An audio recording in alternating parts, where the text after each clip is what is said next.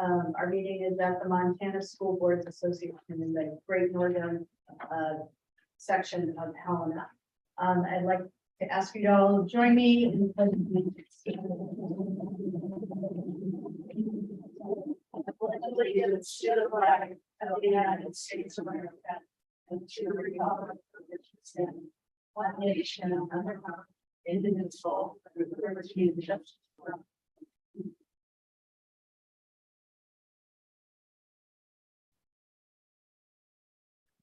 I'd like to read this statement of public participation. The Board of Public Education encourages the public to participate in board discussions. People who wish to participate should sign the public comment sign-in sheet and identify themselves to the board chair or executive director prior to the board's consideration of the matter in which the persons are concerned. Anyone wishing to participate in board discussions will be recognized by the chairperson in keeping with normal board parliamentary procedure. We discourage public comment on personnel matters and ask that you discuss these issues in private with the board chair. The Montana Board of Public Education is a professional development unit provider. Attending a Board of Public Education meeting may qualify you to receive professional development units. Please complete the necessary information on the sign-in sheet if you are applying for professional development. Okay, we'd like to let's do roll call. No. Madeline Quinlan. Here. Susie Hedlund. Here. Ann Keith. Good morning. Ron Slinger. Here. Dr. Tharp. Here. Jane Hammond. Here. Renee Rasmussen. Here. Charles Fox. Here. Superintendent Arnson. Commissioner Christian. Governor Gianforte. I'd like to welcome any visitors that we have for our meeting. If anybody would like to stand and say good morning, we're happy to have you, or wait till agenda items. Is there anyone on Zoom who would like to be recognized? Thank you. All right, we are ready to move to agenda item number 13. It's an action item on the accreditation status of all schools for the 22-23 school year. And we have Ellery Bressler and Crystal Andrews with us this morning. So Ellery, do you want to start? Yeah, I'll actually let Crystal start. Oh, I'm sorry. No, I need to get better about this. I am turning this over to Tim Tharp, who is the chair of our accreditation. Yes, I get to welcome Crystal. Welcome. Ellery, or Crystal on Zoom, staying home off the road today. I did. Good morning, Madam Chair Quinlan, Chair Tharp, and members of the board from Snowy Wolf Creek. I decided it was safer to stay put today, so appreciate that. Sorry, I'm not there with you. But my name is Crystal Andrews, spelled Andrews for the record. I'm the Director of Accreditation, Educator Preparation Programs and Licensure at the Office of Public Instruction. We are here today to seek the approval of the 22-23 accreditation status of all schools in Montana. Before I let Ellery introduce herself and share the report with you, I just wanted to share a little bit about the accreditation team at the OPI. We have restructured the unit, and I'm very happy to announce that I have 2 accreditation specialists, and they are phenomenal. Ellery Bressler has moved from a data specialist position and is now one of the accreditation specialists. Her understanding of Montana's accreditation process and our data systems makes this new director's life much easier, and I'm beyond grateful to have her in this role. Our second specialist is Ashley Repko. Unfortunately, Ashley was not able to join us today, but I will make sure you have a chance to meet her in the future. Ashley has experience working as an assessment coordinator and data analyst in Colorado and was also a school performance and education consultant. Her background and experience has been invaluable as we work on the new accreditation process this past month. Like with my licensure unit, I am very lucky to surround myself with wonderful ladies that are outstanding. I'm excited for the future of accreditation, and I'm glad to have Ellery and Ashley on board to tackle such important work. So with that said, I will turn it over to Ellery to share the accreditation status report with you all. Thank you. And thank you very much, Madam Chair Quinlan, Chair Tharp, and members of the board. My name is Ellery Bressler, that is Bresler for the record, and I'm one of the accreditation specialists here at the OPI. Before you today is the 2022-2023 annual accreditation report. You should have received this separately from your packet as it contains embargoed information. This report is the culmination of the annual accreditation cycle, which began when teams opened September 1st and finished with this 2022-2023 report. Following this meeting, the district superintendents and board chairs will receive a copy of the school's final accreditation report with details of what those deviations are and the overall accreditation statuses. Under ARM Chapter 1055-606, the categories of accreditation for a school are determined using a combination of assurance standards and student performance standards. It is important to remember that we only accredit by school, not by district or system. Those accreditation categories or statuses which are defined in 1055-605 are either regular with a minor deviation, advice, or deficiency, depending on the student performance data, deviations, or years of occurrence with the deviation.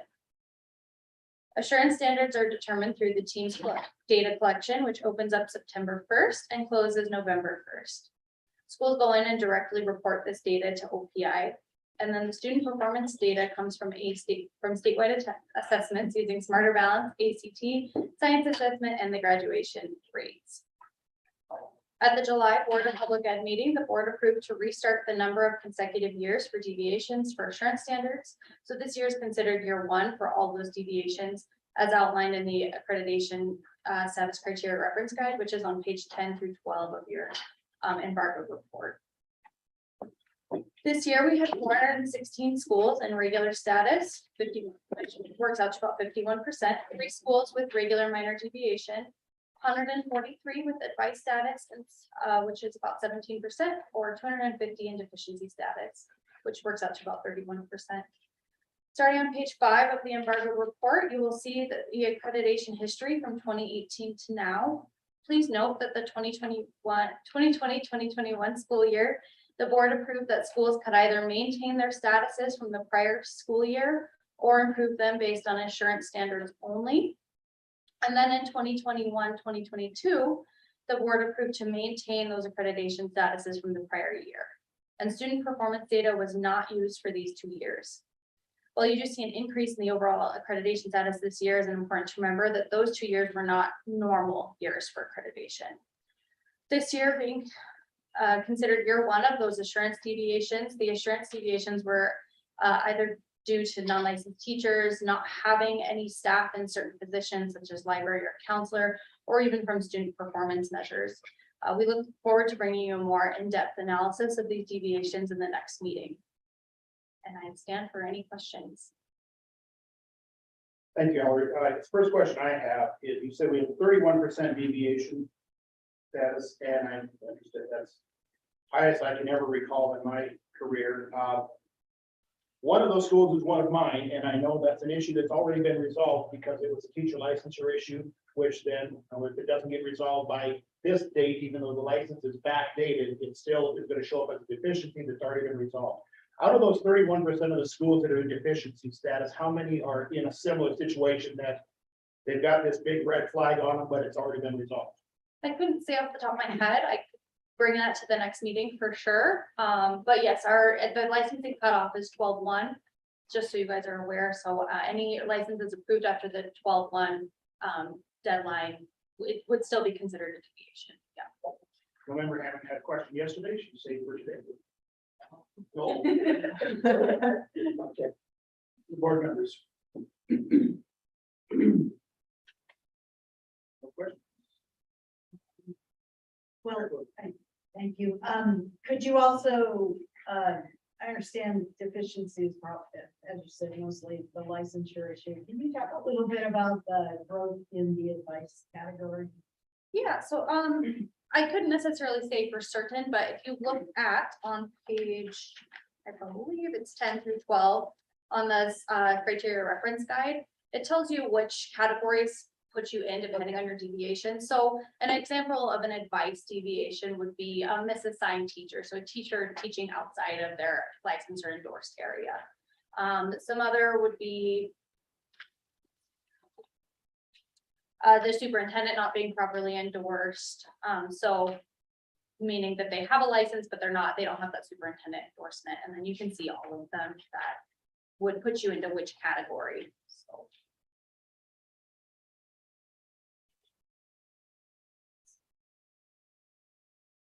It's not in the, right, we should clarify that, the report that we're looking at is in barcode, and so it was sent to board members separately, and not in the board packet. Anybody need one? I'm sorry, you got it, I was just looking in the wrong spot. Yeah, it should be page 10 of the embargo report. Is where it's at.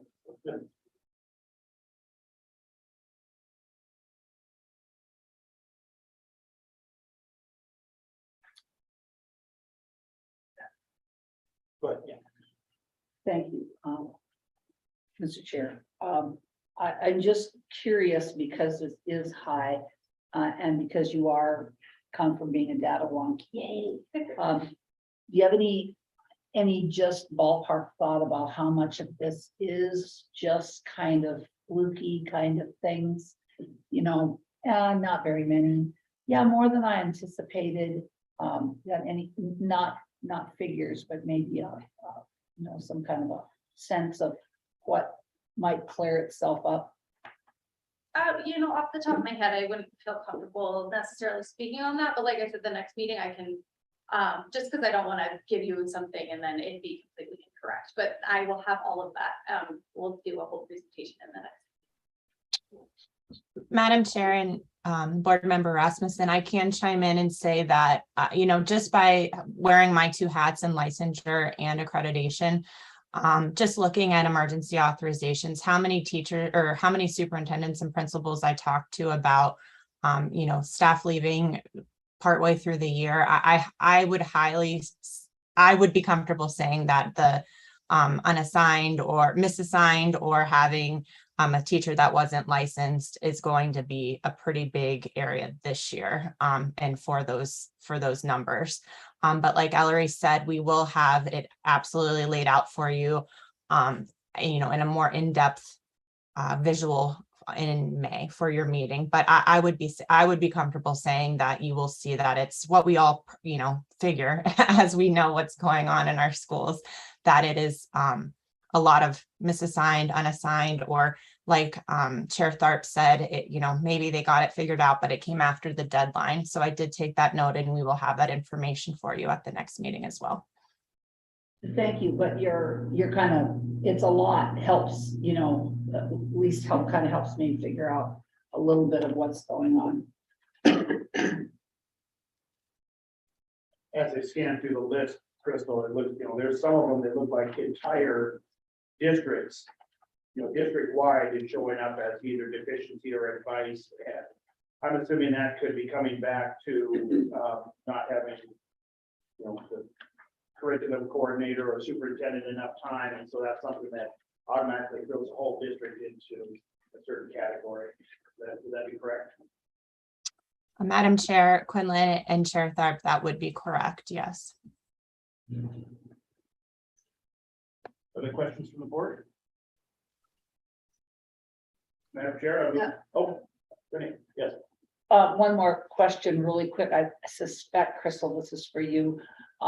One time when I was on the old system, when I was figuring out how much my librarian needed to be percentage in the high school, elementary and junior high, I made a calculation error, and it was terrible, but you guys called and said, I see this person is full-time. Did you really mean this? And I thought, no. Do schools still get that opportunity to correct their calculations if they have someone that's math challenged, like apparently I am? Madam Chair Quinlan and Board Member Rasmussen, absolutely. I have to give all the credit in the world to Ellery and her making those calls this year and last year. I can't tell you the amount of hours she put in talking with districts, but she did take that time. We're hoping in the future that won't be necessary. I'm getting a new process and system for accreditation. However, we do have, the capacity now with 2 specialists and myself to make sure that those errors are looked at and we touch base with districts. Absolutely.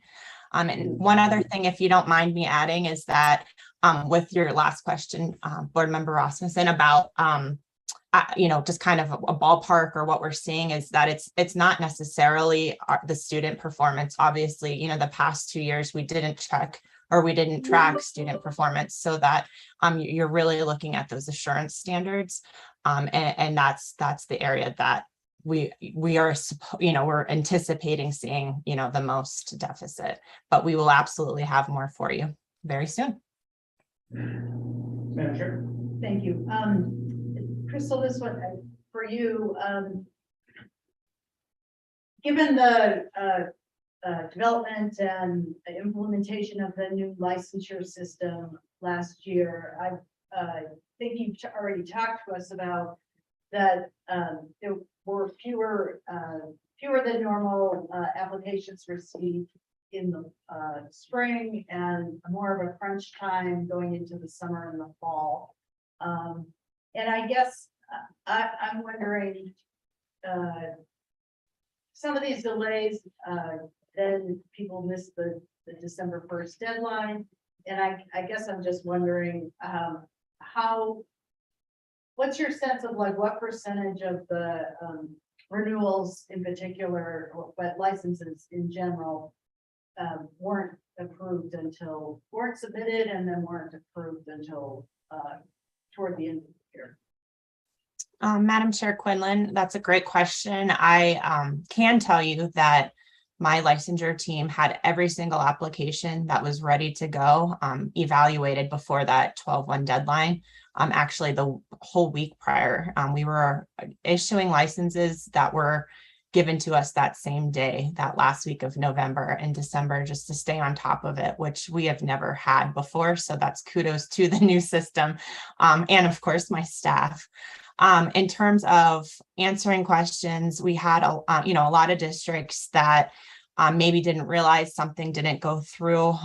We did look at, case by case. If I saw in the system that something was submitted, or maybe it was a payment that didn't get processed, I would talk to the district, talk with Ellery and say, this one should have been through. This was a technical issue and we didn't mark it as deficient. The ones that were, long after the deadline, or, something wasn't submitted in time, it was a clear line, and we have that all documented within each application in the TMT system. So it definitely was an easier process with the TMT, and I'm excited for that going forward as well. Thank you. And just to follow up on what Board Member Rasmussen asked, as I'm back in the field again now, I found that when I got the preliminary report, my predecessor had miscoded some PIR dates. So I was able to contact the office and they were very helpful about getting that corrected so that part of it didn't show up. So I think they do everything they can to try to continue to provide that assistance for people who might not have done the paperwork right. Any other questions from board members? Madam Chair, I move to approve the 22-23 accreditation status for schools as presented. It's been moved by Board Member Clark. Is there a second? It's been seconded by Board Member Rasmussen that we approve the accreditation status of schools as presented to us by the Office of Public Instruction. Is there board discussion? Is there any public comment? All in favor, say aye. Aye. Opposed, no. Motion passes. Thank you for your good work on this. We appreciate the presentation. Thank you, board. Stay warm. Our next item is number 14, accreditation process guidance. This is information item. Called Dr. Myrtle to present to us. This is in your packet on page 217. Good morning, Chair Quinlan, Chair Tharp and board members, it's good to see you. For the record, Julie Merkel, spelled M-U-R-G-E-L, Chief Operating Officer at the Montana Office of Public Instruction. In your packet, as Chair Tharp had indicated, we are on page 217. And so this is an information item, really laying the groundwork for what will be the process and schedule for accreditation for the upcoming school year. So you just had the opportunity to see kind of the process that was used in the last year. And we even had an opportunity to see historically what had happened in the 2 previous years that the board had made decisions on, for example, in the process not to include student performance for those 2 years or maintain status due to COVID, or take a look and say, you know, on the reference guide, we're going to have everything as 1 year only. And so under 1055-6012, in ARM, it indicates that the Board of Public Education and the Superintendent of Public Instruction establish procedures and schedules for reviewing the accreditation status of each school. And so again, that's procedures and schedules. And so as we are looking at the agency of updating and doing data modernization, one of the things that we're really focusing in on is a couple of things to say. One, we don't want our school districts to have to be doing double entry of data. Are there systems where this data already exists, where they're already inputting, for example, terms of employment or master schedule? Where does this live? And so we've done a full analysis of looking at what are all the data requirements being asked, where do they live, what does it look like? And so what we found is that within our AIM, Infinite Campus system, we would be able to collect data in there. And then we would actually be able to separate out what is the annual data collection and accreditation.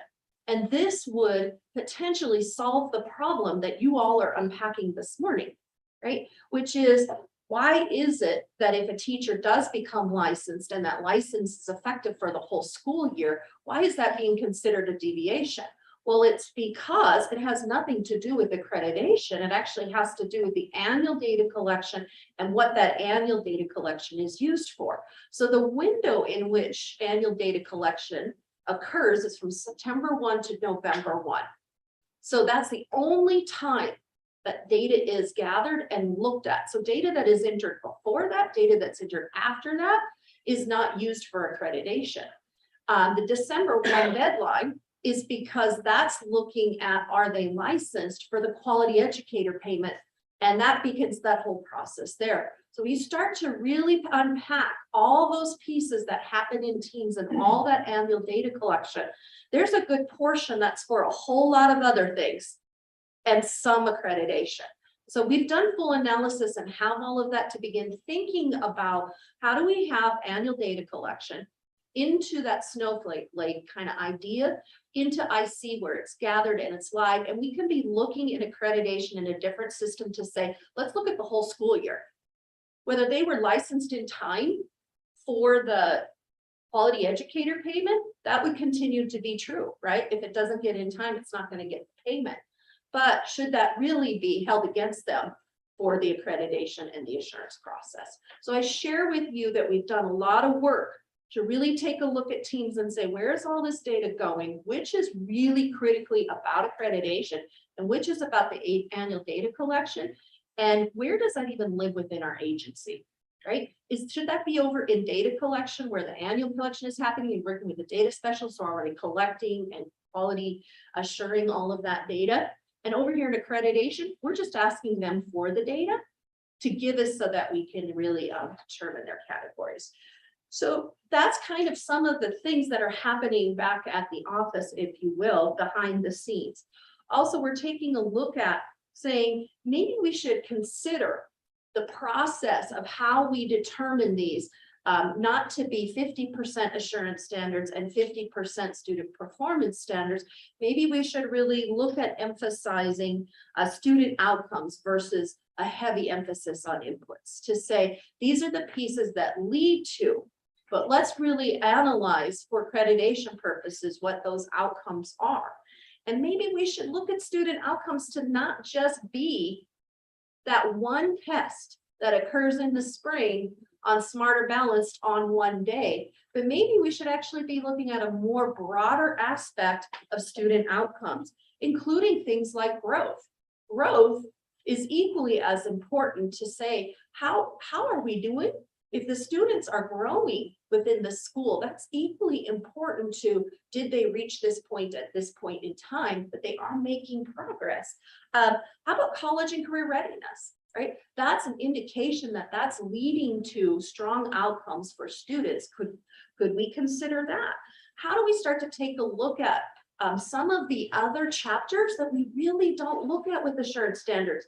All of the data in teams is really focused on the 700s, on the ratios, the licenses, and the assignments, and a little in the 900s on graduation requirements or program requirements.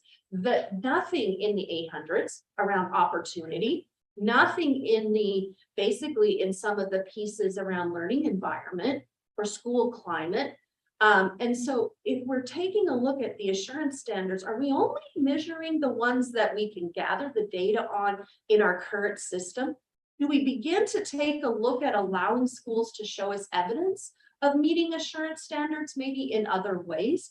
So, and rather than just a checkbox to say, in your school climate, are you doing and measuring assessment of that climate from your parents, your families, your students, your staff? And then how are you using that to help enhance and maintain a strong school climate? And that's in the 800s. And so we're really starting to try to take a look and say, are there ways that we can get a better sense of not only the 700s, but all of the assurance standards from the professional learning, school leadership, to educational opportunity, to the academic requirements and the program area standards. We don't even touch on the program area standards when we look at assurance standards. So maybe we need to start taking a look at something that's more like you either have it or you don't, but where do you kind of more on a rubric of you're in this status because you are meeting the majority of all of these assurances. And so that has been some work kind of happening. We at the office are hosting some feedback sessions. We've got 8 of them on the books to be able to go out to our stakeholders and say, hey, give us some feedback. Where do you see this moving? What would this process look like if we were to open up student performance standards to be more than that SBAC assessments and ACT that one time? What if we were to be more fluid? What would happen if we actually looked at all of the assurance standards? What could that process potentially look like? What if we were to propose, rather than every school every year being accredited, that we go on a 3-year cycle? What would that potentially look like? And so we're going out so that we can get feedback between March 20th and I think it's April 14th. So that we can bring that forward to the superintendent, so that when it's time to have a conversation with you all to meet 1055-6012, we have really done a good job of bringing forward to you things between you and the superintendent to be considering moving forward as we implement the new rules.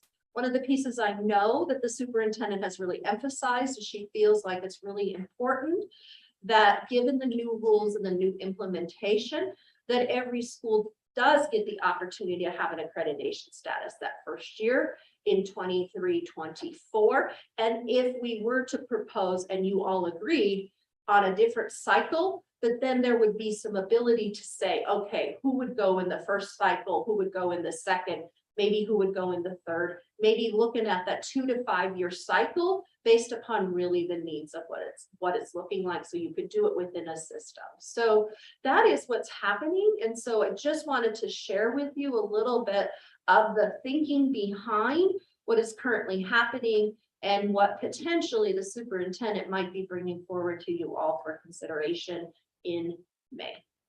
Stand for any questions that you might have. Questions? Thank you. Good morning, Julie.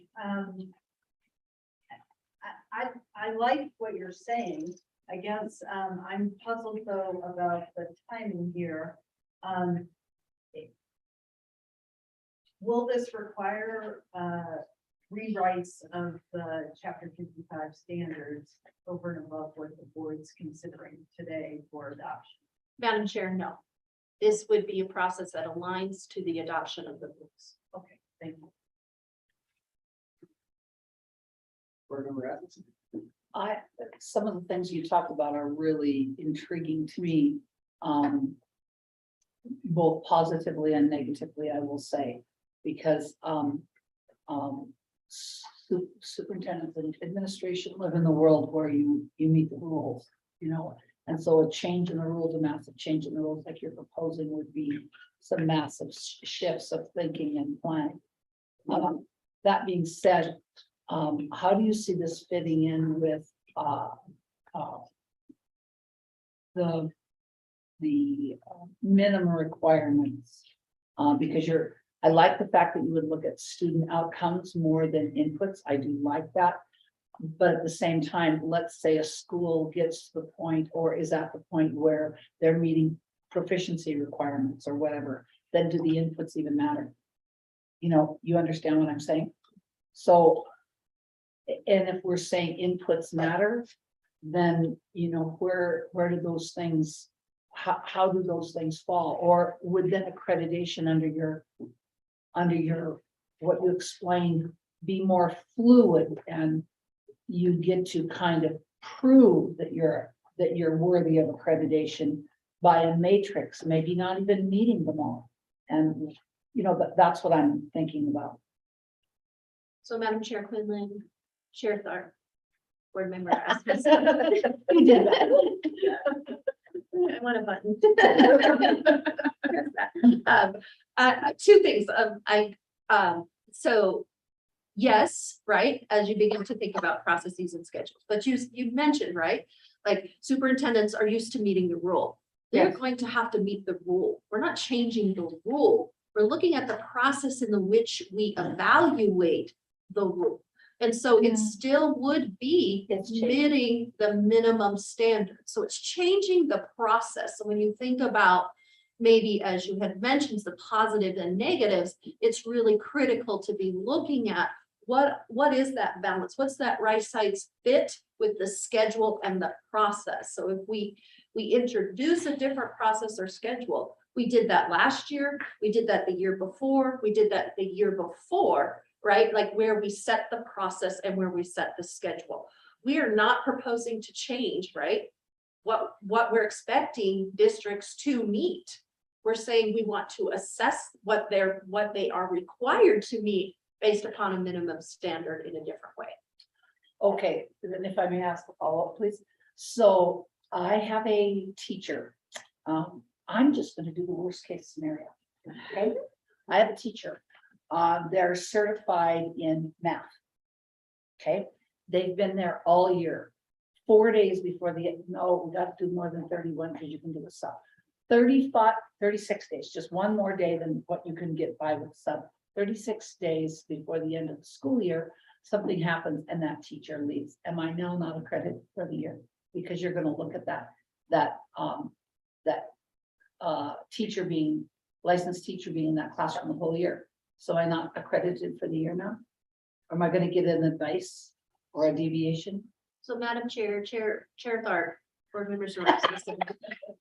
No, not necessarily, right? I think there would be a potential if you actually expand the number of years and you start to really think about trends over potentially 2 years, 3 years, you're actually looking at it overall of a scope of saying, did you meet this standard? You know, not just like this 1 minute, right? So what's happening currently right now is if you meet it during the September to November, you meet it. If you don't meet it from the September to November, you don't meet it and you get a deficiency. Right. And so it's limiting it to these 2 months, Yeah. right? That says then, is that really a view of the school meeting the minimum standards of assurance overall? Right? It's saying they met it in this 2 months, but they may not be a good representation of them meeting it for the entire year. And so I think that separating out that piece around saying, maybe we should be pulling the data for accreditation, right, later in the spring. And maybe we should be doing like even the integrated strategic action plan later in the spring after scores come in. We have all of that information, begin planning, plan that plan for 3 years. to actually allow them to take the data for what looks like for more than just those 2 months. And use it for more of the trends that we see over time. Board member. Yeah, board member Hannah. Thank you, Mr. Chairman. This is very exciting. I really feel with the presentation and then it came here. Thank you. I like to listen to stakeholders as things are evolving. Is there any possible way that anonymously we could join in a couple of those Zoom meetings with the stakeholders? So Madam Chair Quinlan, Chair Tharp, Board Member Hammond, absolutely.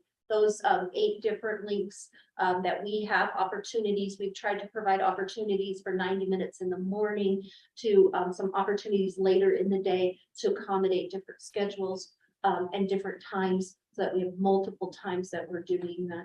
Those will be available. We'll be recording them as well. We will be gathering that synthesizing all of their information. It's going to be structured in a way so that we can get feedback. They're not that you have to attend all 8. It's going to be the same one over 8 different opportunities, if you will. So absolutely, yes.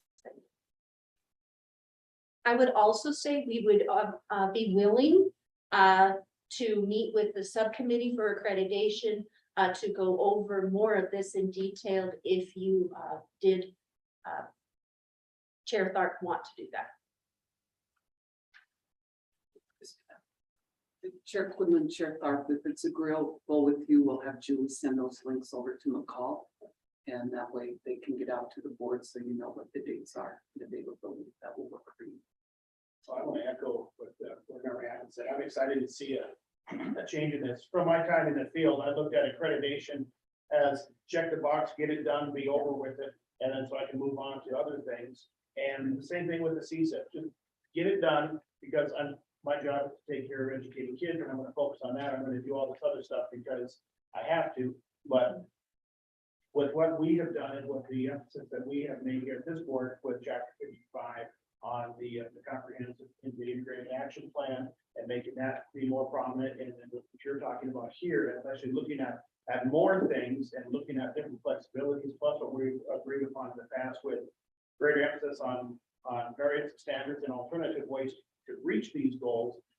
The idea of what does accreditation mean beyond just an inputs and are the kids getting a certain score, I'm excited to see. And yeah, and of course, like what board member Atkinson said, this is a change, and people are scared of change, and they're distrustful of change and what it's going to do, and how is this going to hurt us, but then also how is this going to be beneficial, and what are we going to do moving forward? So I'm excited to see where this goes and continue that conversation at the next board meeting.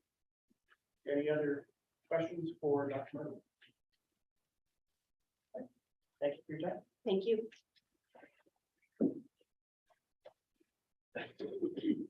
Moving on, item 15, content standards revision, update and discussion.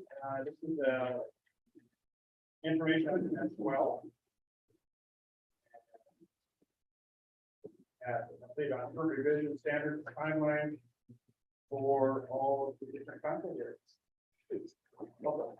Thank you, Chair Tharp, and Chair Quinlan, board members. I'm grateful to be here today at your request to speak about the standards revisions that we've brought to you for approval. The last time I was here, you approved an updated schedule for 3 sets of standards, with a 4th coming in a year. And so we have 3 standards that we have open, as it were, the standards for English learners, standards for mathematics, standards for world languages. And in your packet, we've put in the schedule that was approved so that that it exists in the clean copy of this set of records as well. And today I'm here to answer any questions you might have. We've provided a significant amount of information in the packet about each of the 3 sets of standards and where we are. And I will say kind of broadly that standards adoption has many steps and many phases, and there's a lot of opportunity to dot I's and cross T's. I'm really grateful for a team that has been very thoughtful about going through not just the rules for how we need to proceed during the standards adoption, but they've also been really thoughtful about who our stakeholders are and how to make sure we have all stakeholders involved at all points. Each of the standards, the main content area standards, which I will just say the English learner standards will look a little bit different at the adoption process because of how those function differently in our system. But for mathematics, world languages, and then English language arts and literacy, we're following a consistent protocol around soliciting applications from the field. Working with our partners in statewide organizations to review those applications and select a task force to fill the writing and review component. And then we're really working on making sure that those task forces represent all stakeholders. And so I can speak a little bit to the success that we've had in math, as next week we will bring to the superintendent our proposed task force teams for math. Last week, we met with the reviewers of those applications. Multiple reviewers are in this room right now.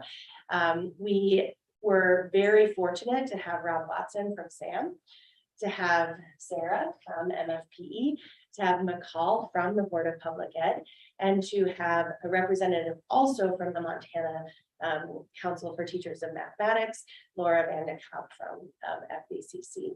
And so we had those partners sit with us, review all of the applications with us, and essentially vet the qualifications of the candidates who had submitted applications. Do they have the background knowledge in mathematics we would expect? Are we seeing that they understand how Montana schools function? Do they understand Indian education for all and how that functions within our standards? Each of those review teams scored the applicants, and then we met together in a consensus format to make sure that all reviewers were comfortable with the task force recommendation that we would be making around who our finalists will be. Next week, the team will meet with some other representatives, some members of school boards from around Montana. We have 2 different representatives of local school boards, and then a representative from the SWIB board, who will review that list of finalists and help us to affirm that we truly have met geographic representation around career length for teachers, that we're including both teachers within their first 5 to 10 years and also much more veteran teachers. We have teachers from rural schools, that we have them from urban schools. We're very pleased that within the application process, we're able to see finalists that are coming out of our curriculum consortium executive director pool. They're coming out of our MUS professors of mathematics pool, and then we have administrators of Montana public schools of various sizes, along with teachers of Montana schools of various sizes.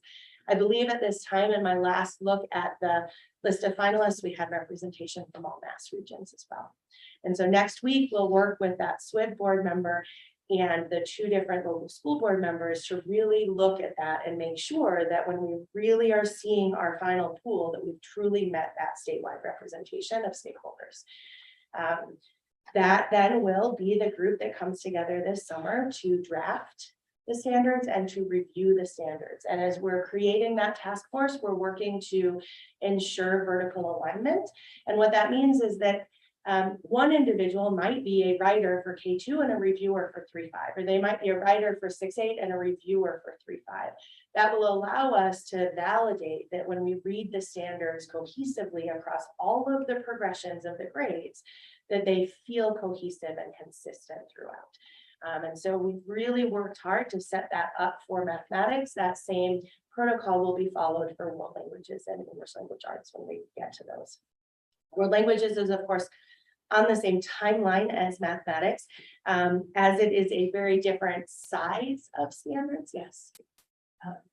I just wanted to ask you, and hopefully you can address this as you go through the 3 sets of standards that you're going to talk about, but are you able to tell us when, for example, the National Council of Teachers of Mathematics, like how recently they reviewed their national standards? And I'll be curious for that for world languages. Yeah, I can tell you actually for mathematics, I would need to look that one up. What we've been focused on with mathematics, we're actually working with the REL, West Ed is our current REL. We're working with them on the research component. And with mathematics, it's not that we're not considering national documents, we're actually looking at the trend of states that have done an adoption since our last adoption. We're looking at what their research included and what their standards are. We are very interested in considering states that have some similar things to us in terms of their stakeholder groups. So for example, here in Montana, we know that one of the stakeholder groups that feels very strongly about our math standards are our parents. And so we're looking at other states that have a strong representation of parent voice in their stakeholder group as well, to look at how their standards adoption process went, knowing that that is really important, that we're kind of catering to our stakeholders here in Montana. Not that we're ignoring a national document at all, but in this case, we really are focusing on looking at trends in other states that are more like us. And I'll actually, that is a perfect segue into world languages. With world languages, there's a lot of difference. One of which is just how long it's been, right? So the Montana Common Core Standards, I came to Montana OPI in 2012, 10 years ago, and we were in between adoption and implementation, I believe, on our math ELA standards at that time. That means that this July, we reach a 10-year point of implementation on those math standards. Our world languages standards are dated 1999. So they're very much more out of date. As such, the field within world languages largely is already doing their planning based on the ACTFL framework, which is a national framework. And so in that case, we are very distinctly working from that framework as a base document for exploration in our research phase. That you can see how we're trying to respect the differences both in the state and national landscape in terms of how we're approaching that research, while we're still going to use the same process to make sure we have good representation, that we're really getting our stakeholders in the room and we have the right people doing that writing, the right people doing that review. We definitely recognize that those two standards have a very different background and basis from that research perspective. In terms of the English learner standards, we have a slightly different approach. The reason for that is because those standards are tied to an assessment that exists in the market, as it were. It exists relatively alone. We don't have a lot of options when it comes to our assessment for English learners. As you may be aware, all of our assessments have to go through a peer review process, and part of the process of peer review is defending that our standards are perfectly aligned to our assessment. The WIDA consortium adopted new standards in 2020, and in 2025, the fall of 2025, those new standards will be the standards that the assessment is aligned to, which means that between now and 2025, we either need to update our standards to match that assessment so that in 2025, we can be in compliance with the assessment that we selected, or we need to identify a different assessment to move towards when that change happens in the WIDA assessment. So in terms of those English learner standards, our research phase is very much vetting that question of, is this the right assessment for our state? If it is, does that make these the right standards for our state? It's a very small percentage of change that we could potentially make and then still make it through peer review on that WIDA assessment.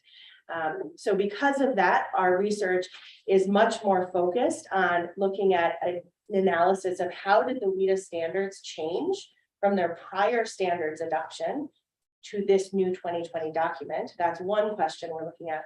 The other is, how did their last set of standards relate to what we have adopted, right? That then lets us know what amount of change we need to make to our standards in order to be aligned with those WIDA standards. What I'll say that I've noted about the difference between their old and new standards is that they actually include more depth around the nature of language instruction. And so I would categorize it as that they're providing additional clarity to the idea that we instruct language within the context of content and not separate from that, and then providing support for teachers to understand what that means to say an English learner is learning that language within the content, within the context, which is different than, say, world language standards where we're just focused on teaching you a language. And so as we look at that, we're really looking at how does that change? How is that different than what's in our ARM? Because that, of course, is part of that question, and what does our update look like? And how do we make that update match that test? So we really, each of those three standard sets, while we're working on them along the same lines, and we're really focused on that recruitment piece, making sure we have representation in similar ways. The nature of what we're researching and how we expect those standards, kind of the percent of change or the nature of those updates might be very different in the three standard sets. That is my kind of high level overview of the things that I think might matter most to the board. But I stand for any questions that you have about any of these standards adoptions processes. Thank you, Chris. The question I have is about the English learners standards and how you're engaging the tribes. Given that our American Indian students make up a pretty significant percentage of the English learners. Chair, our chairman member. Chairman squared. I don't need to come back to the question.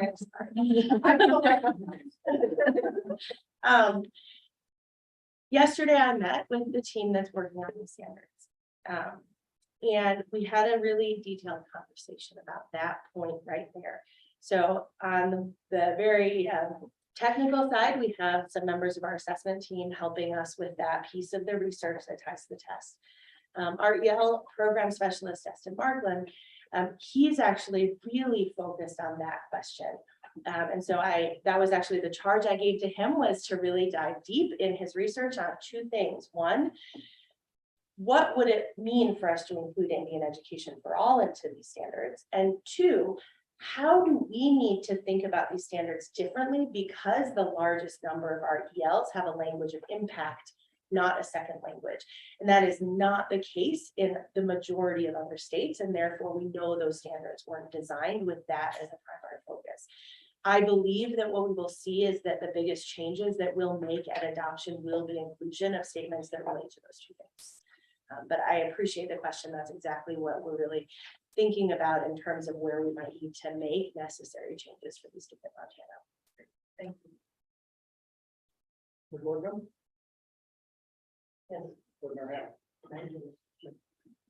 I'm continually amazed at the breadth and depth of the work that you do.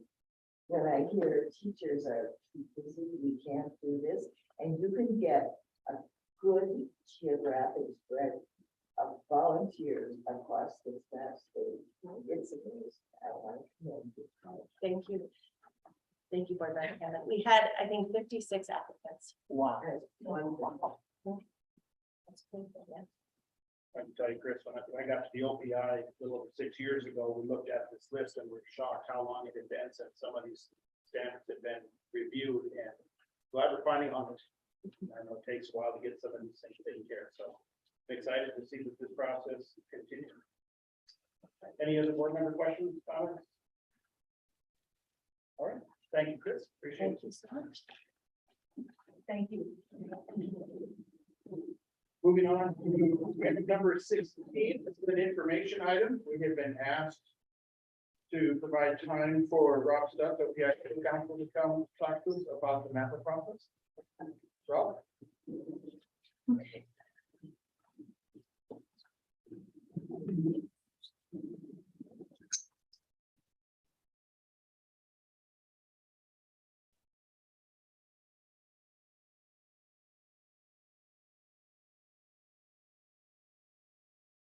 Good morning, Mr. Chair, members of the board, Rob Stubbs, Chief Legal Counsel, OPI. Wanted to appear today to continue a conversation that I've had with the executive committee, but not all board members were in attendance at those. And the topic is a concern just over process to make sure that in the adoption of the rules, to make sure we've got everything squared away, because it's important for BPE and for OPI that the Chapter 55 accreditation rules remain robust. And there was a concern that came up internally at OPI that I looked into about whether the process of adopting final rules that have substantive changes based on internal comment or comment from board members as opposed to comment from the public, whether that process might raise concerns under the Montana Administrative Procedure Act. MAPA is our series of state laws that implements the constitutional right to know and the constitutional right to participate that Montanans have. And to do that, it provides a process for informing the public about proposed rules and their ability to review and comment on those rules and the requirement that the public have that opportunity. And so the concern that was the subject of those conversations and a letter that the superintendent sent identified two areas of the discussion at the January meeting, the board's discussion, that had changes potentially, haven't been adopted yet, that were based on comment from the accreditation committee as opposed to comment from the public. Those two substantive changes are the areas of concern. There are other changes that are non-substantive, that are cleanup. And OPI doesn't have a concern about that because it's not making a substantive change from the rule as proposed to the rule that may be adopted. So those two areas, I brought Dr. Mergel here to discuss with you why those two topics are substantive changes between what was proposed and what might be adopted, and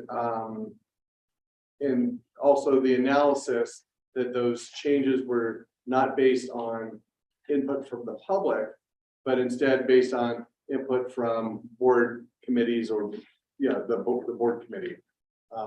So if there are any questions, I'm happy to field them, and if not, I'd like to turn it over to Dr. Mergel to explain why those two changes are substantive. Also, I did bring copies of the MAPA statute and the constitutional provisions. If anybody would like to review them, we can have a little conversation about it. Is it okay, Madam or Mr. Chair, if I pass them out?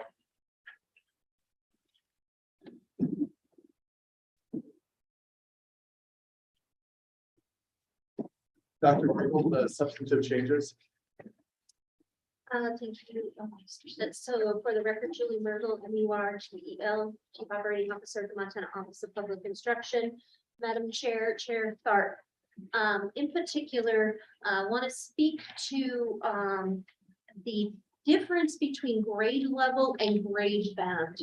There was a conversation about a general comment in 111. And so this particular piece isn't in one particular rule, it actually shows up in 10.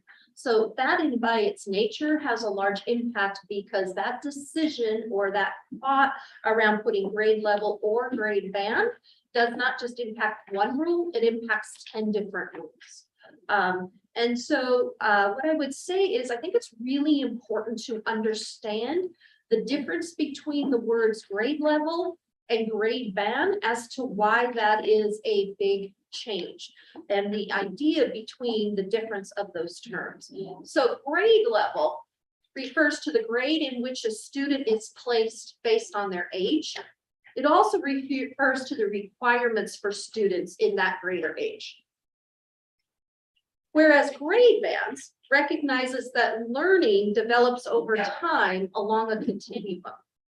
The idea of grade bands recognizes that students are continually learning within a zone of proximal development.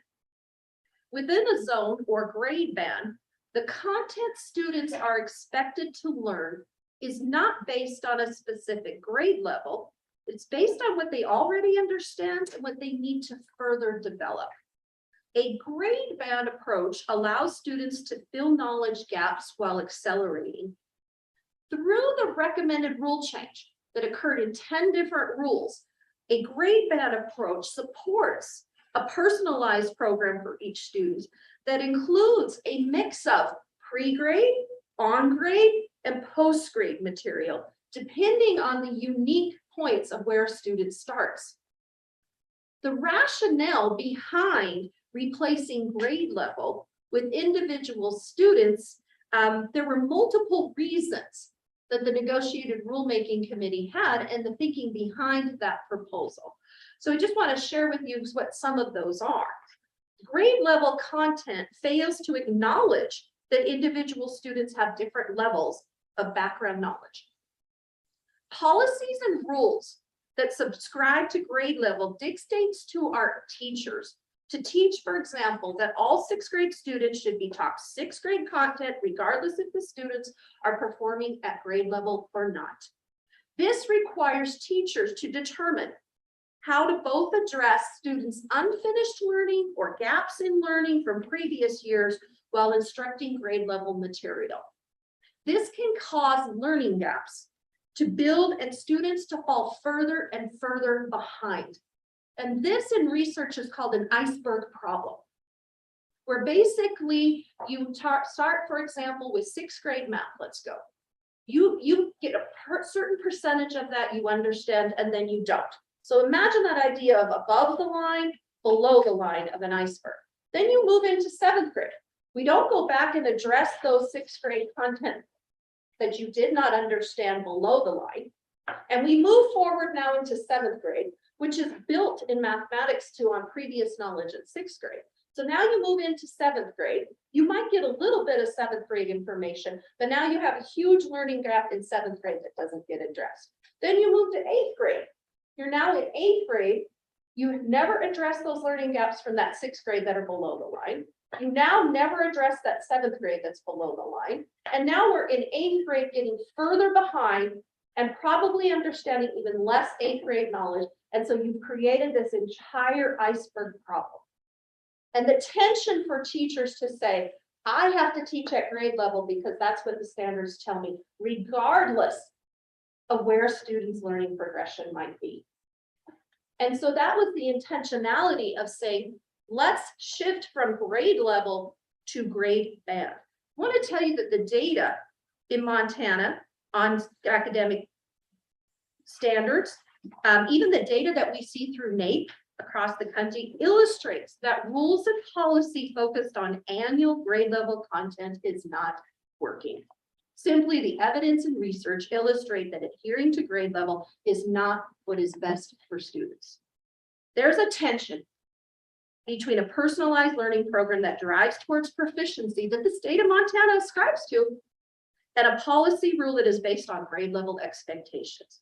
In rule, stating grade level or grade band, the or there provides even more confusion and may further accelerate the struggle for educators to determine how to support student learning needs.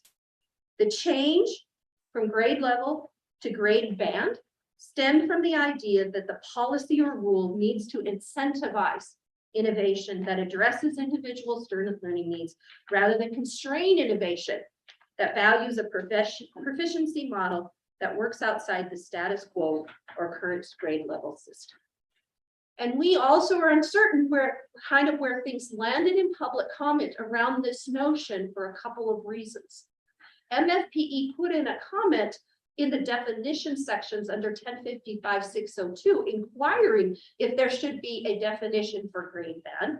And based on the comments from the board in response to that public comment, it was disagreed. There was another part in standard 1055-1001 on program area standards, where the recommendation in that change was simply to change from grade level to grade band, in which the board agreed. And then 5 minutes later, in general comments on 111, put in that the recommendation from theirs, in which no other comment was provided from the public, was to install grade level or grade band because we weren't quite ready to move away from the notion of grade level. So I wanted to share with you very detailed information on What do we really mean? What was behind the recommendation that impacted 10 of those rules that were recommended from the negotiated ruling? And so just to be clear, the recommendation from the negotiated rulemaking committee was to change it to grade band. And that was the proposal that BPE published in their notice, was the Yes. recommendation. And was there any public comment to change it from grade band to grade level or grade band? Only the subcommittee, accreditation subcommittee. All right, thanks. And so that's there's the education reasons that there's a substantive difference between grade band and grade level. And there wasn't any public comment to change it from the recommendation that was grade band. And so the concern is that if it's changed to something substantively different, not based on public comment, that could call into question whether the rulemaking process was consistent with MAPPA and the constitutional requirements. So that's the conversation that before this meeting we've had with the executive committee, but just wanted to make ourselves available to all board members in case there are any questions. Thank you, Mr. Sun. Question?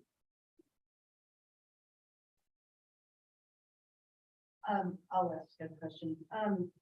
Julie, I guess I'd like some clarification. I understand the definition between grade level and grade band.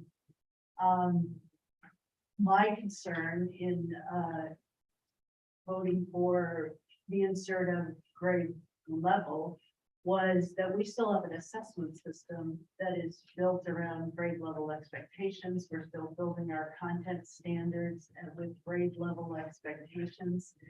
And so I view that as providing more flexibility for as educators of the state, the state agencies, us, the Office of Public Instruction, and then at the local school level to provide more flexibility in that area. And I guess I'd like you to address that. So Madam Chair, Chair Tharp. So I think that's a really critical question. Right? So the assessments, the national assessments do assess at grade level, right? And it's one point in time to see if you're there. They can still test at grade level, but the rules that address in ARM 1055 are about program area delivery standards, are about saying how are we implementing the program? Are we implementing a program specifically on grade level? Or are we shifting to a model that says we acknowledge that kids learn on a continuum? And that there is a broader zone of proximity that they've got to address as teachers, right? And so when you're delivering your program, we want to encourage teachers not to just deliver a program that's simply based upon that grade level, because that creates those learning gaps.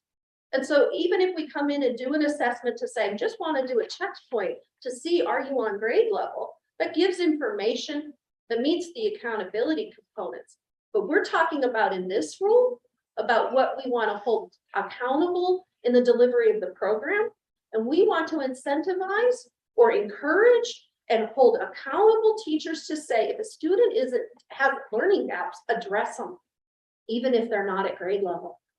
Or if they're above grade level, accelerate them.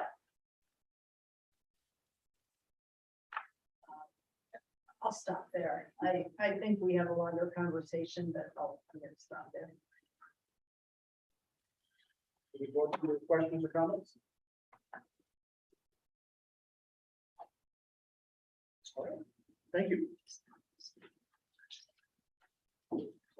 Our next agenda item is item 17 on your agenda. This is page 227, 226 in your packet. Action on and response to public comment 31. So, Paul, explain what's going on. Sure, thank you, Mr. Chair. This was a total oversight on my part, so it was not in the comments that you responded to in November or in January. Comment 31 is highlighted in the packet on page 32.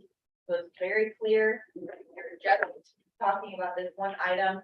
It's a definition for pupil instruction day, and you'll see in comment 31 that the comment was from the educational organizations and 3 commenters who proposed changes to the definition for pupil instruction day and recommended a new definition that says pupil instruction day means a school day of pupil instruction.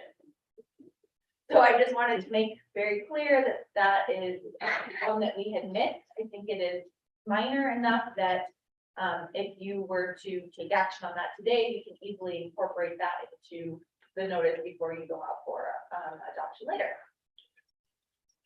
Happy to take questions, folks have them. Well, thousands of comments, we mentioned one. It was totally my fault. I missed it and Madam Chair, I move to agree with comment 30. Is there a second? So, It's been moved by Board Member Clark, Chair Clark, and seconded by Board Member Slinger to approve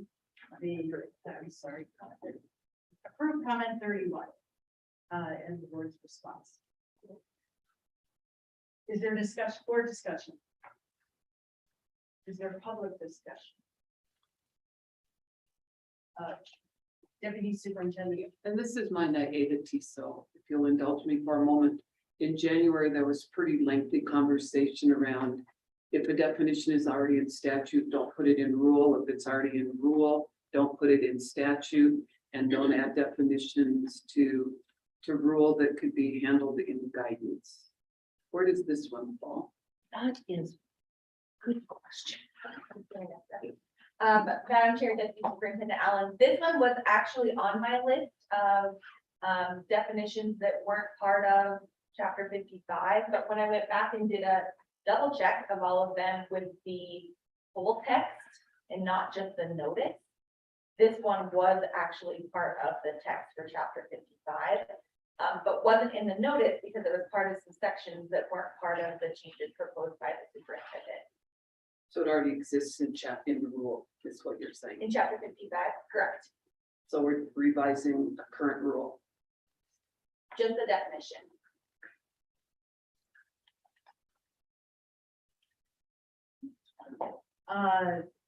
Further public comment? Seeing none, all in favor say aye. Aye. Opposed, no.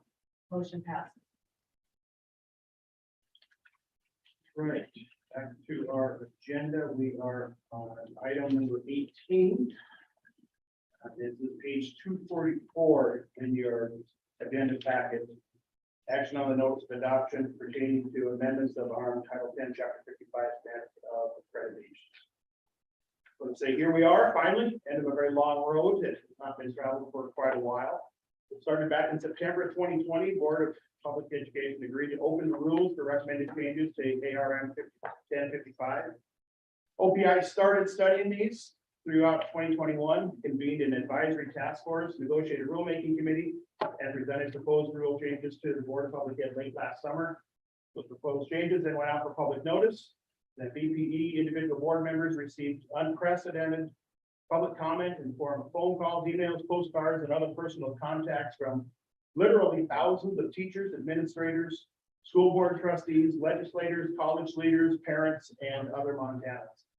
Our PDF of raw comment received officially by the Board of Public Ed alone was nearly 600 pages long.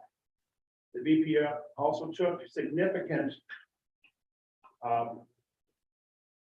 public comment at regular board meetings as the process continued, and we also had expert panels make presentations and asked many questions. While Dr. Mergel and Deputy Allen were available at many meetings to clarify recommendations, answer questions, discuss implementation of proposed ideas, and finally, formal response to public comment was conducted at Board of Public Ed meetings on November 22nd, or November of 22, January of 23, and one more today, bringing us to where we are right now.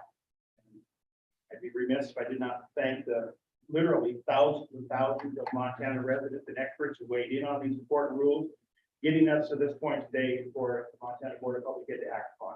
Special thank you to our staff, Executive Director McCall, Flynn, for taking these thousands of comments and boiling them down to just over 100 discrete topics. Significant changes include, but aren't limited to, new rules on charter school applications, family and community engagement, mentorship and induction, evaluation, and English language learners. A shift in the spirit of various improvement plans to an integrated strategic action plan. Removal of language that quotes MCA and definitions that are not used in rule or defined elsewhere in code or rule. A general shift to an accreditation system that is based less on inputs and more on how schools are going to address ways to educate their children. However, with still maintaining the assurance standards and student performance standards that must be met. Language was clarified and cleaned up regarding employment of administrators and teachers. After significant discussion and public comment, ratios were retained for administrators, counselors, and librarians. We added a graduation requirement of half credit for financial literacy. Added graduation requirement of a half unit of civics or government within the requirement for 2 units of social studies, and supported many other revisions that clarify, modernize, and provide more flexibility. The notice of adoption and amendment of ARM 1055 that we're voting on today shows those changes that have been made in response to public comments and the discussions at board meetings during November and January. And all of those materials are in your board packet. And upon approval of the board today, these rules will take effect on July 1 of 2023. Madam Chair, I move approval of the notice of adoption pertaining to the amendment of ARM Title 10, Chapter 55, Standards of Accreditation, and authorize filing of the notice with the Secretary of State for publication in Montana Administrative Register. You've heard the motion. Is there a second? I'll second that motion. It's been moved by Chair Tharp. You heard his motion, and seconded by Board Member Rasmussen. Is there board discussion?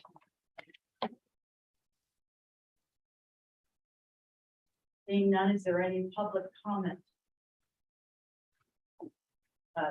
Deputy Superintendent Allen. Thank you, Chair Quinlan, Chair Tharp. I just have one question. And it's coming back to definitions. So financial literacy shows up as a requirement, but it doesn't show up in definitions. So I have that correct. And there seems to be statute efforts going on to define that, define what that means as well. I'm wondering back to, it's not in rule and we don't need it and it needs to be in guidance, put it in guidance. Does that usurp putting things in statute? Sure.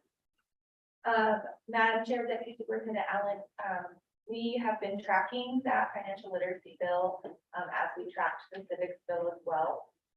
We actually, our position has been that we oppose that bill on the basis that it sets a bad precedent of putting definitions in statute where there is not a language in Title 20 around financial literacy.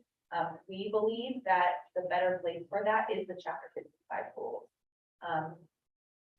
I think we've tried to educate the legislators on that process and all of the work that we've done in partnership around financial literacy and including that in the basic instruction program offerings and graduation requirements. And I think we're going to still try to have that discussion with them as that bill now goes to the Senate to give them our word that we are working on these things. I think there's also maybe some issues potentially with the way that that's defined and how it sets up potentially a separate set of standards than what we have in content standards for math, social studies, and career and technical education for the financial literacy and economic standards. We'll continue to work on that, but I don't know that I can answer your question of like what usurps what, but I can tell you that we have been trying to make sure that we're getting the information out there so that there is no confusion. And, letting them know that we are working on this, and after today, hopefully this will be reality come July 1. So I just want to be clear based on if it's not in statute and if it's not in rule, then we shouldn't put in rule, it should go in OPI guidance docs. Does this fall in that category is the question, does financial literacy fall in that category? Or is it in a different, I think that's really the core of the question as our team continues to work like mad, preparing for guidance docs to bring to you. I appreciate that we have some difficulty here among the entities and there is information, well, the social studies standards perhaps provide some guidance. I'm sorry, I'm opposite. The social studies, math and career technical education provide some guidance for what would be involved with financial literacy. I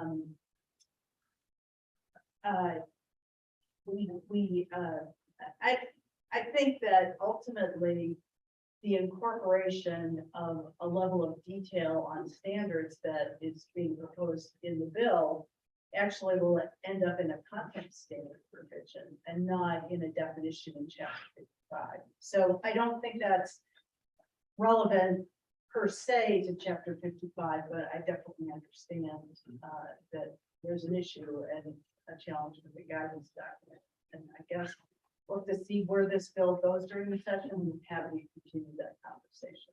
Thank you.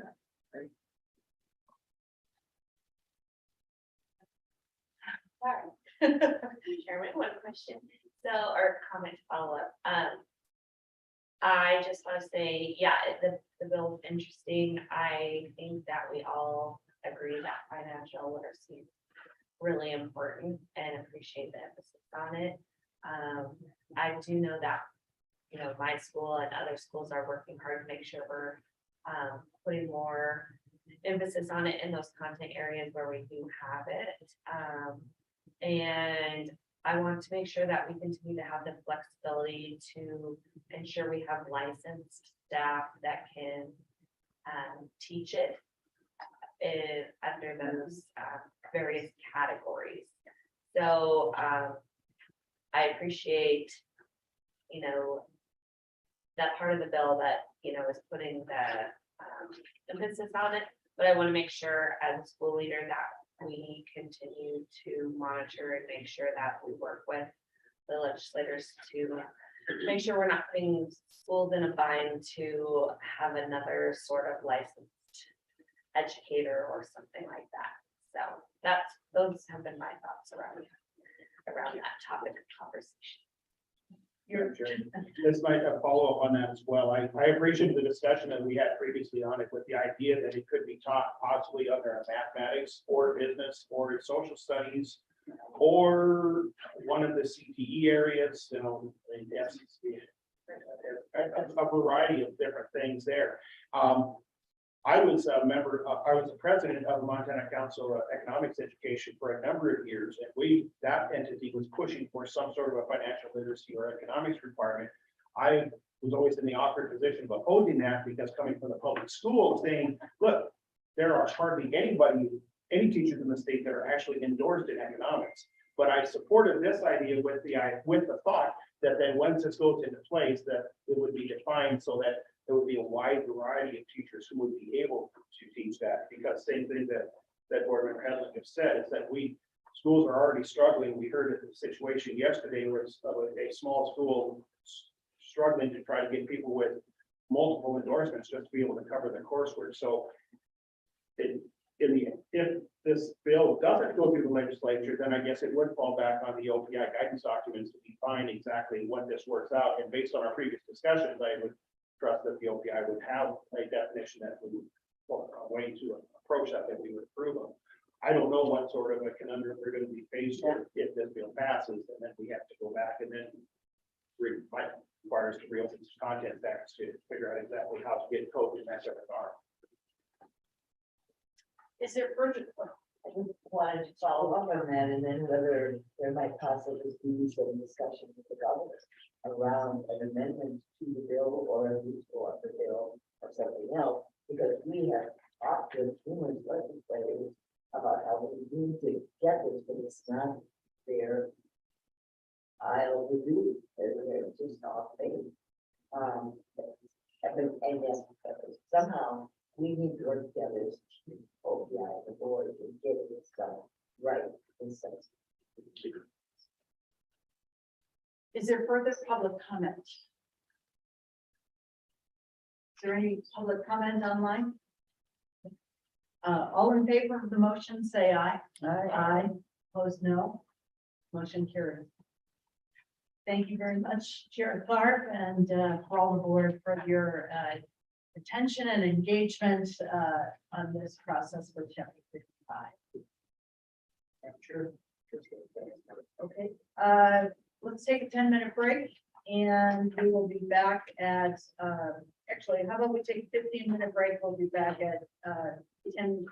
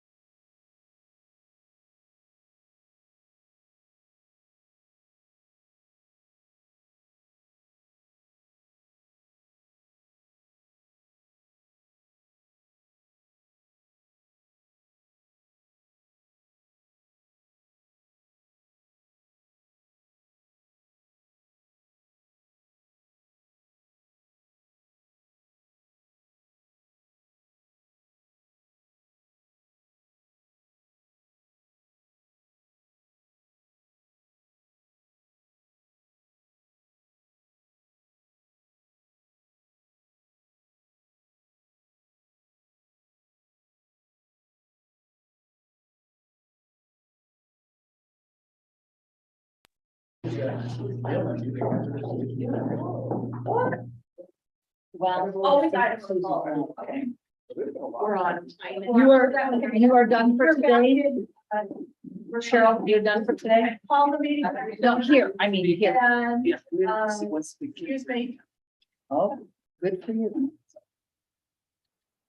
we are now, on item 19, suspect liaison discussion, and I'll turn it over to, our executive director, McCall.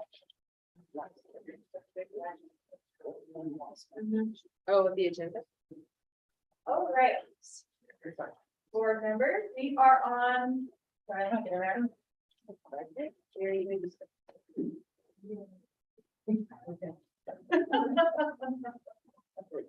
On page 282. 286. There is some statute in there that I want you to look at. That's drawing your attention there. 286, please. 286, please. Okay, so I wanted to have a quick discussion with all of you. This is probably something like more relevant or appropriate for strategic planning, but I don't think, because this is legislation, I think we need to have the conversation sooner than we would at our meeting in July. So I wanted to have this conversation with board members so that you know House Bill 231, which is by Lear, eliminates the certification standards and practices advisory councilor SISBAC. It was heard and passed in House in January, so it's going to be heading to the Senate. Should this bill pass, I fully anticipate that the board is going to want to create some kind of advisory council. You have the authority under 215-122 MCA, which is in your packet on page 286. And probably the most relevant section of this for us is 9. So that's kind of the section that you'll want to look at, which gives us the authority to do this outside of the governor's office. So I think, I don't want to speak for board members, but I think we can all agree that it's necessary that you have some kind of body that makes recommendations, gives you advice, provides some feedback to the board on any number of items. Just this meeting, you accepted a recommendation around the practice. This back has reviewed a lot of the standards that you've revised over the last couple years. And so what I've done is I've asked this back members to reflect on their time on the council and provided a recommendation to the board. They have a meeting in April, so that'll happen at that meeting. That really talks about like what they have valued as their time on this back, and what are those important elements that they think need to continue in whatever a new advisory council or body looks like. Should the bill pass, I think April will be their last meeting. So that's why we're kind of trying to get some of these things on the table sooner than later. I also think, like for us in the office, these things don't just magically happen. There's a lot of work that Julie does to organize members, make sure they're in our system. We have to just coordinate a lot more than just appearing or being on an advisory council. There's a lot more that goes into that. So for today, I think it would be really helpful, selfishly for me and then folks in the office, to really hear what your expectations or maybe thoughts are on an advisory council, what you think are important elements and functions of somebody who would give you advice, what those people look like. And then if that allows us to start thinking about how we can gather that information. And then should the bill pass, we already have it ready, we can start getting to work on that. So Madam Chair, I'll kind of turn it over to you. This should really be like more of a discussion. There's no action to be taken today. It's just discussing what you think should happen, and maybe it's giving us some charges or research to do or whatever, but thinking ahead, some of the things that we have on our radar are all the content standard revisions that you heard about this morning. What else? Kind of top of mind.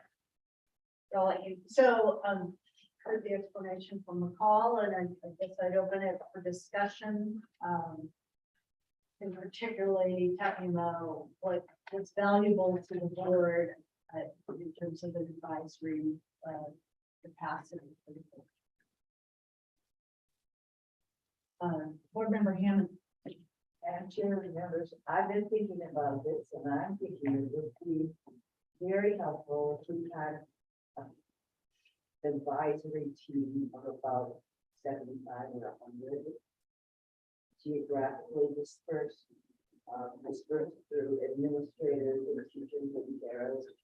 And that we advertise for them using some of the same things that Chris does, that we admire today, to get them together and have somebody in the next year or 2 years who would have licensing, a group that would be a licensing sub-team, if you will, because we had great input from CISPAC on the review of some of the licensing cases with recommendations that they came up. And world languages and mathematics, so that in our strategic planning, we could look at what kinds of major agenda items we think we're going to have in the next 2 years, and advertise for a team of people that are specialists on those sorts of things. So that would be a group that we could give some orientation to and some training about procedures and feedback about the other things. And then when we had something come into us on world languages or one of the other areas that was coming to us, we could meet with them or involve them in a special meeting or something, where we could get their feedback and discuss the issues and get before some of these things come to us for a vote. It would be a resource team of people that we had prepared on the major items that we see as a happen. And so it's the, how big was the stuff? 7. I think we brought at least 10 or 12 people. I think stuff, we've got this new bill coming up with our early childhood. I'm not sure that has a back yet, but that's going to be a huge area for us to focus on that we haven't done before. So I would like a group of literacy specialists and early childhood intervention and pre-K planning and transfer pre-K to K. I have a group of people that would be resource people to us as we look at implementing that piece of legislation. Those are just off the top of my head, a few of the areas that I think we want some experts that we can call. And so it would be more in depth than this that was, because they have one person in both of these buckets or nobody in some of these buckets. And we now have large schools that we could call our for each area. That's my thought. Other board members? Board Member Slinger. Thank you, Madam Chair. I would think you could accomplish the board member have talked about with ad hoc committees that are quickly brought up, but then also dispersed once they've given us their input on whether it's rulemaking or whatever. Because I think when you mentioned 100 numbers, that made me a little sick to my stomach, to be honest. But I could imagine. Yeah, I'm thinking of But- calling them the ad hoc when you got something. Yes, so thank you. So I think, like, from my point, I would think, I would love to see a continuous advisory council, whether it's superintendents or something at that level. But I do think there would be value to have ad hocs that come up with special topics. And my concern about this thing, we're going to have an ad hoc is whether we would have enough advance timeline to do the recruitment to get a good representative group that was screened and capable in that particular area. So it's trying to look at what's on our agenda, maybe for 6 months or a year, and then get that group full, and then do the next group the next year. I don't see it as further. after that part of our strategic plan is done, there's yeah, we're saying the same thing and you're saying it better than I. No. Other board members, board member Clark. Madam Chair, what specific duties, I guess that would be the first thing, what specific duties that suspect doing that? Now, it's not gonna do that. And that's the first part of it. Maybe a little more familiar. Yeah, and I mean, I can really only speak to the last couple of years. But I know that the fact took a lot of time to review any of the standards recommendations that came to you from the superintendent. They did 55, 58, and 57. Sorry. The check, which class 4 license? Oh, Class 8. class 8 license, that's a good point. So, right, chapter 57 does say that the staff will make a recommendation on class 8 licenses. So you may want to, think about creating just a class 8 group that would review those as OPI has them. And they could be much more flexible as far as when they meet and why. It would be a very specific reason. That's a good point. You would have to figure out what that looks like if you wanted to create something different. I do want to point out with chapter 58 that there was a much more detailed plan that a person had to submit in order to teach in a dual enrollment class, and that section, that language went away. But the approval is still in the role. Great. So was there anything else that they, a specific duty beyond the advisory role? The code of ethics. Which is not specifically in rule, but it is part of, it is in statute that they will review and make recommendations on ethical conduct. But that would be going away. But that still lives. So you would probably also want somebody to review and make recommendations on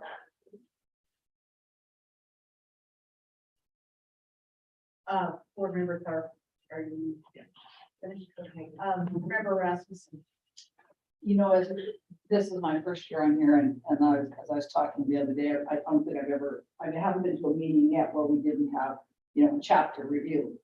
So, and that's kind of Think of worrying. it as a chapter.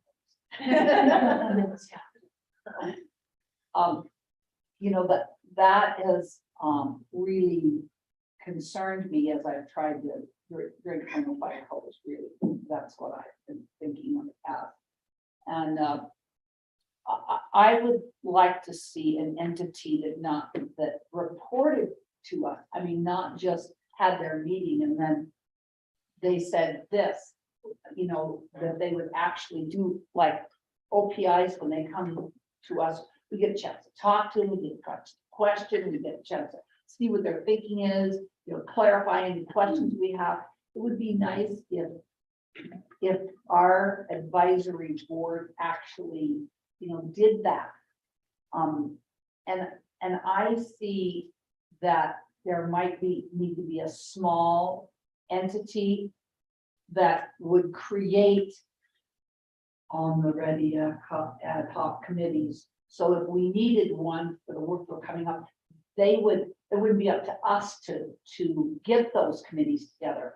We could create, or between the two of us, we could create a design so that they would have those committees ready to go. We're anticipating that this year, the Board of Public Aid is going to work on ELA standards. They're going to want you to, so we'll get this diverse committee ready to go, and then they would present to us. Well, yes, we've gone through the OPI stuff and we've gone through this, we've talked about this.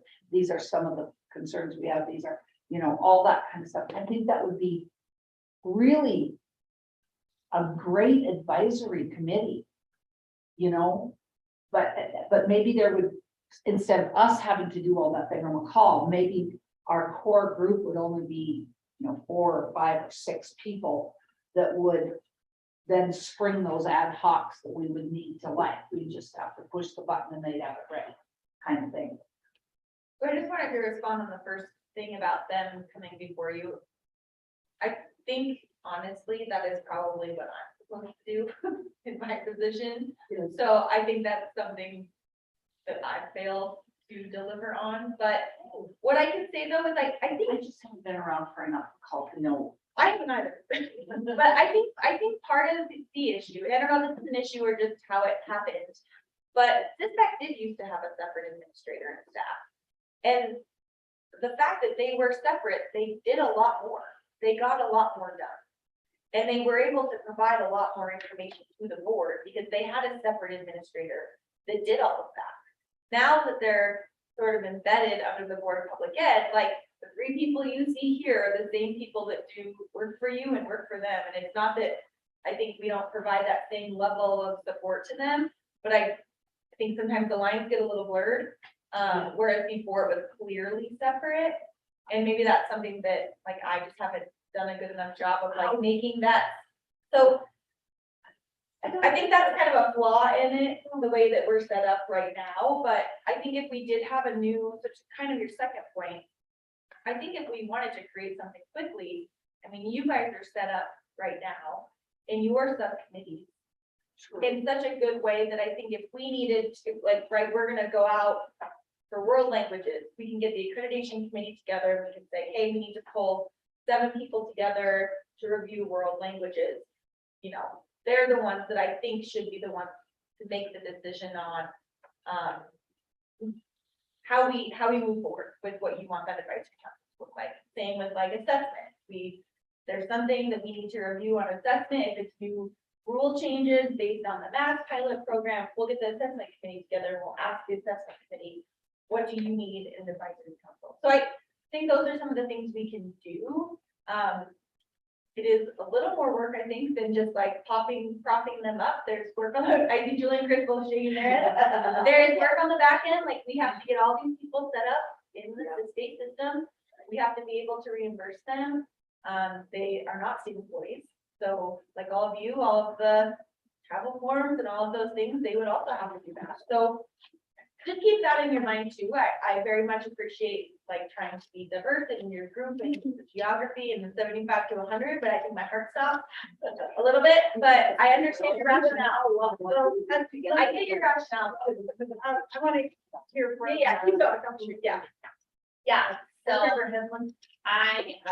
was just, reading some details about class 8 while we were all visiting, and I think that member Helena would be great. I'm volunteering as a person committee. Big job on the board. So just with that higher end bridge, maybe him and Dr. McLean and some other folks could work together. Just as that. But because I think that Tim was on the right track with thinking about what duties we need to make sure we have people on top of and we keep that work going. So and I think a class 8, just a class 8 group, or whether that comes like a subcommittee of us that includes, maybe some partners we already work with, like Angela, or what we can do.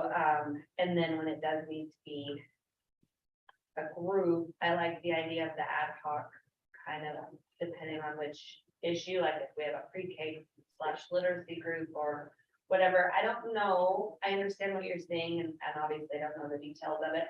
But if they were like virtual groups, or if we picked a location, I don't know if we could bypass the paperwork part, like if we weren't.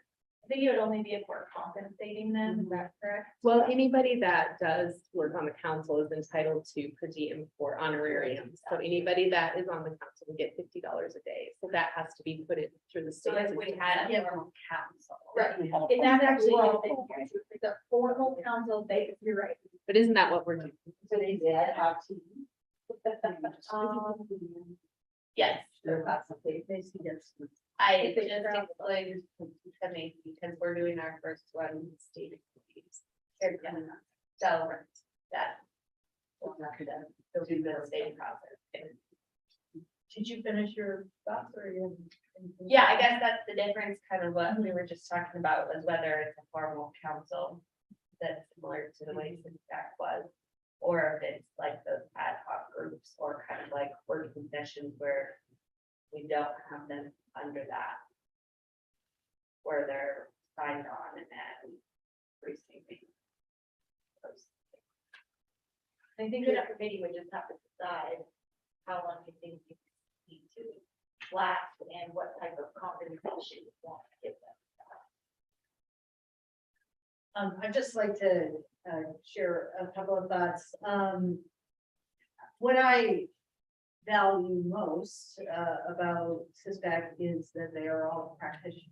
And so I think that's really important. I realize we have several practitioners on this board, but it's the, all right, you get, we're talking higher level, and they're sitting there thinking, how is this gonna work on the ground? And I think that is the key piece of it. I feel like, I think we have to, I guess I would caution, I mean, OPI is convening quite a number of task forces, followed by negotiated rulemaking in some cases.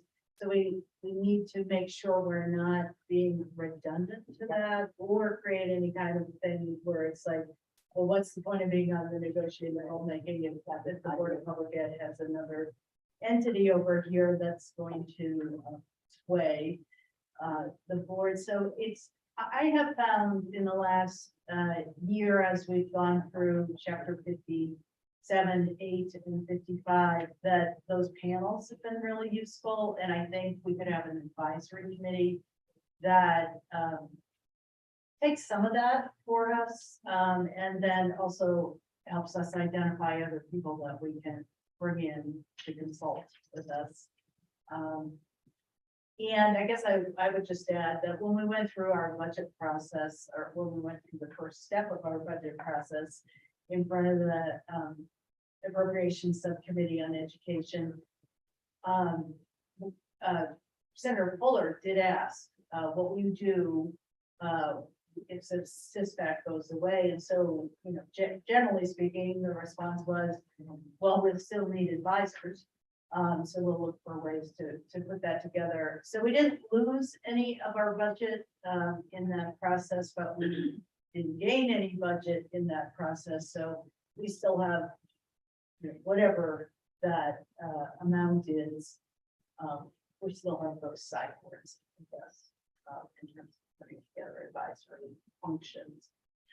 And Whatever. I think you have some good points there, Yes, SISBAC had practitioners, but sometimes, those panels they brought forward, even if you didn't, always agree with them or what, if they brought things to bear that were really, really important and really needed to be considered and thought about. And I appreciated that. And so maybe our advisory panels would be, more seasonal based on what we need, and I don't think that our panels or our ad hoc committees or our advisory council or whatever we call this thing needs to do something outside of the process that's been identified. But I sure would appreciate, someone who reviewed, like SISBAC does now, who reviewed that, but made that review, excuse me, a little bit more robust for us individually. I'd like that, both through panels or whatever, and I don't know quite how to go about that. That's the nuts and bolts, but that's what I see that I would like. Charles, I'm gonna call on you and see if you have any thoughts. Yeah, I always think it's a good idea to have advice and a panel or a committee of people made up who have the criteria to advise you guys. I heard the number 75 to 100, and that also freaks me out. I agree that it's a good idea to have from around the state, and maybe as an ad hoc committee that is not going to meet all the time, and you don't have to coordinate with them all the time. But I do agree that a smaller group that maybe, I mean, I don't know, just being on the board for a short time, how much the board would utilize them. But in my experience, it's always nice to have a group of people who are double checking your work and you send your work to them and they critique it. And it's my understanding that that's what this committee or advisory board would do. And it's nice to have different perspectives on things, and hear from different people sometimes, so.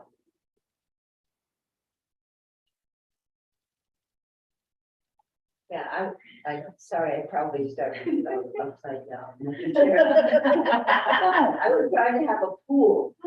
Yeah, we knew we got 7 early literacy experts over here that we can call out every 2 months and be a panel and provide some advice and react and discuss.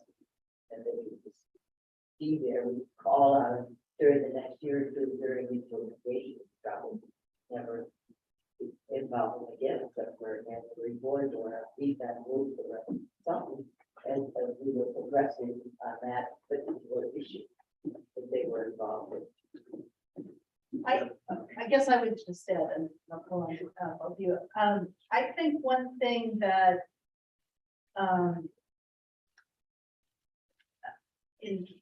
not sure why you were saying anything was your fault, Nicole. Yeah. I think one thing that would be helpful is if we had face-to-face interactions with the advisory council, more so than we have had with this packet. You know why we need to start it up? Yeah, so, pull people in as the topic is relevant to their area of expertise. Board member Slayer. Thank you.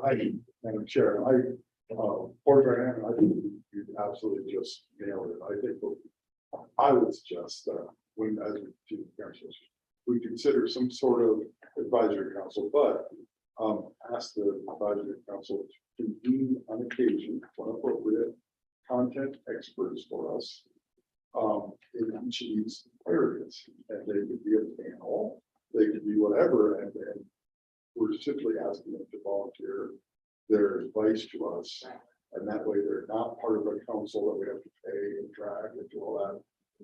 And it to be nimble enough where the advisory council actually pulls people in who they know are experts in that area only. And then we just thank them for their time and they just like when a citizen testifies at the Capitol. Where you're asking for a contact expert.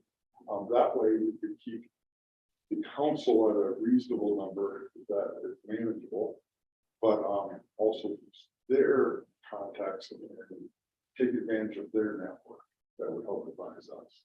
Because I am very conscious, I'm not sure of the comment you made.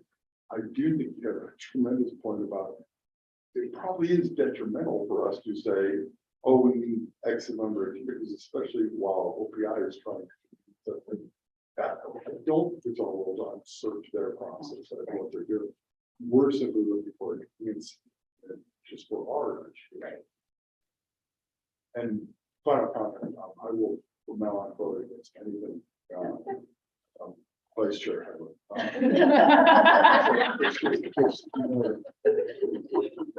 Thank you. No. Right now, so what I hear from all of us, I think, is that one of the things we really want is information that we maybe don't have that will guide our decision making. So we need people present that we can ask questions of. Would that would be accurate, or maybe not, but somehow that they would be available for us to ask questions of the weighty matters that we decide, whether or not that's going to be okay. Let's talk about what are some of the things that are in the pipe that could call upon the board where we have no background. Let's talk charter schools. If that passes, we're going to need help, and what about What about early childhood education or any of the things that are coming down the pipe that's gonna give us some responsibility? I think that if we structure this correctly, we can have, so I'm looking for a way to not make McCall become an expert in everything. I am. Would you like to start in the charter school? You know what I'm saying? I like his wider perspective idea. At least, and I think we're all saying that, you know.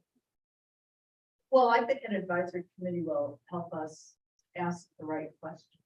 Oh, that's good. You know, that's, they help, they bring up issues that. And maybe that's a charge, but what questions should we be asking? Maybe that's one more charge.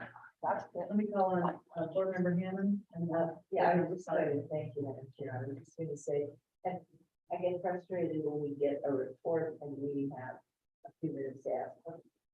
You know, I would like an opportunity to discuss, where did this concept come from? What other states are doing it? You know, what's the research? It's not enough just to get a report that we're supposed to learn a little bit about and ready to act. But this would give us an ad hoc committee that we could deal with around the major issue. That's what's frustrating about the accreditation process is that, you know, Dr. Clark and I both know that, I mean, we've all known for years that it could be updated, and I got to see incredible versions in other states being implemented.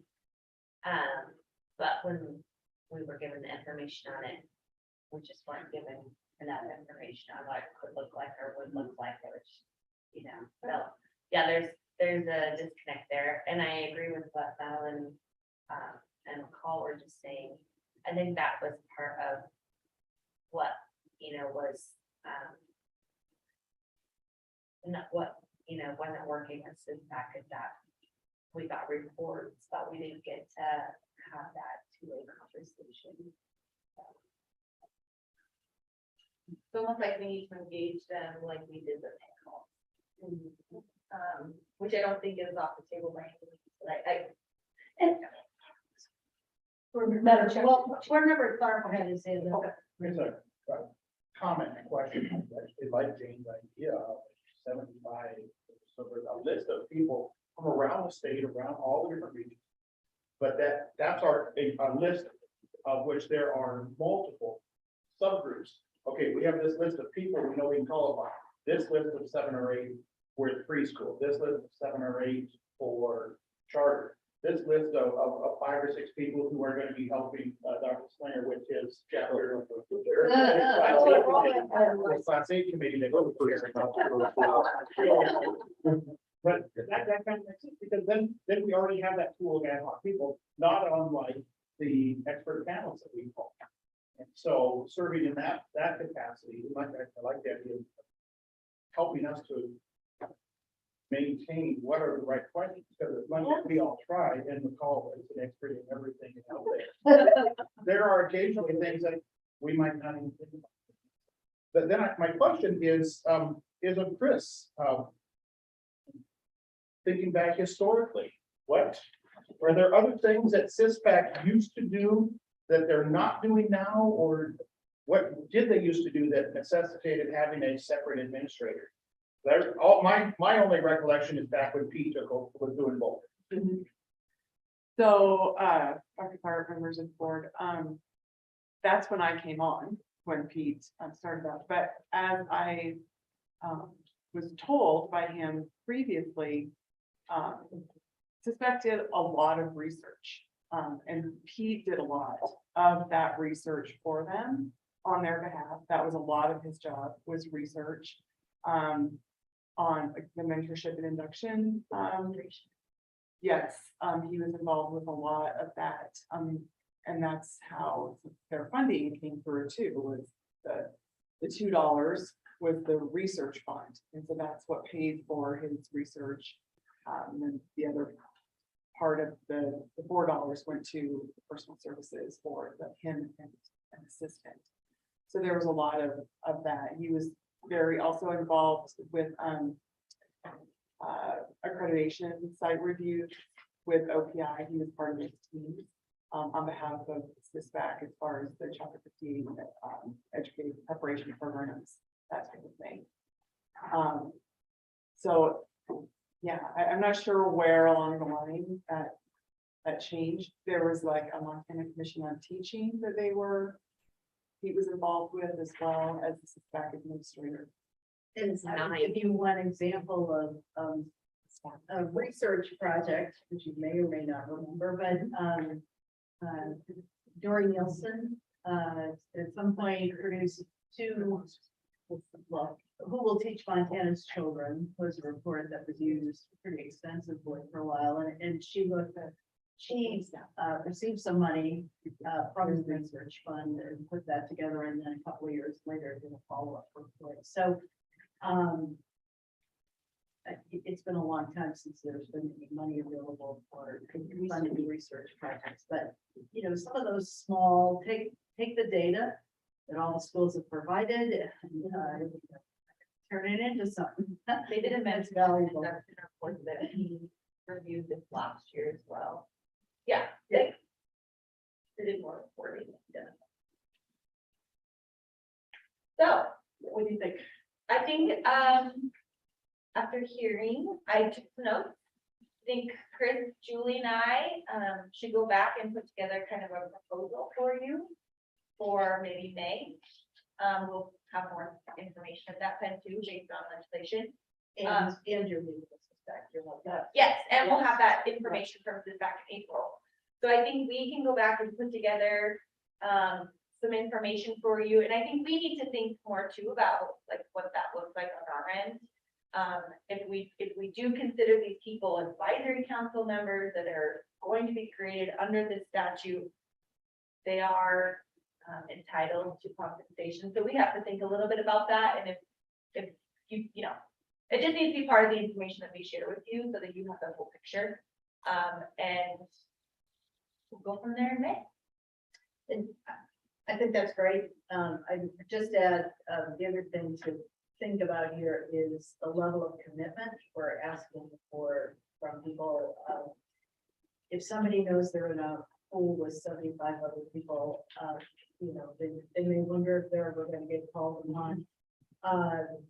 And we certainly would be able to tell every one of them, what we would expect in terms of calling forward. So I think some kind of board needs to be part of the structure. Lead each of those areas. But I'm also going to volunteer. I'll be part of Rock's conversation. You're so kind.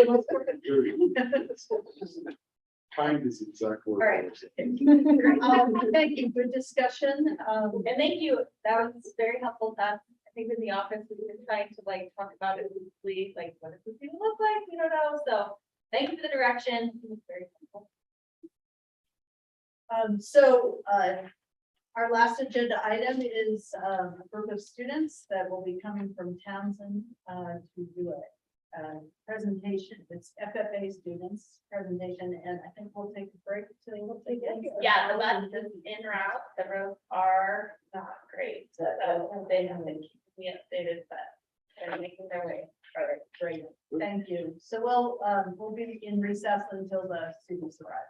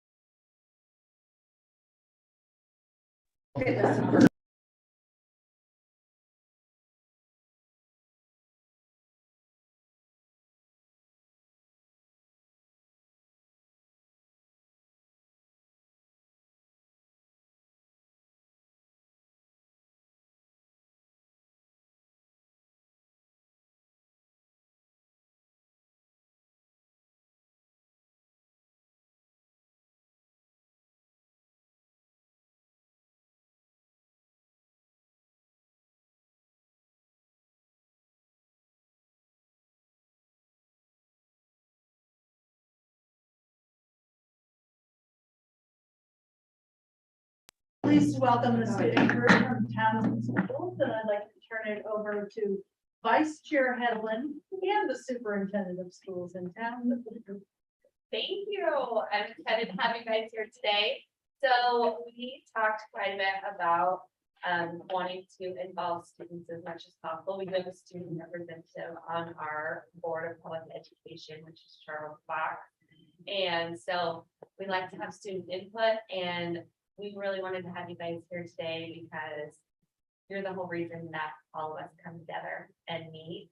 And we wanted to make sure that we always want to make sure that we're reminded and keeping in the forefront that what we're doing and the decisions we are making are for you guys, are for the students, and that you're key to our roles here. So if you guys don't mind, if we could do a quick introduction so that children know kind of who you all are, I think that would be nice for them to get to hear.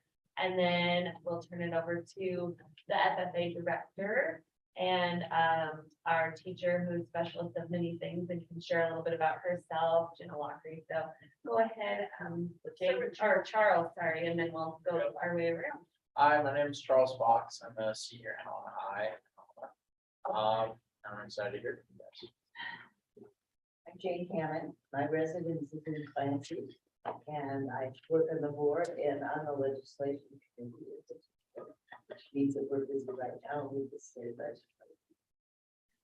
And you know who I am, and I am here, and how this works is I got appointed to the board by our governor, and I represent school superintendent in Montana for the board.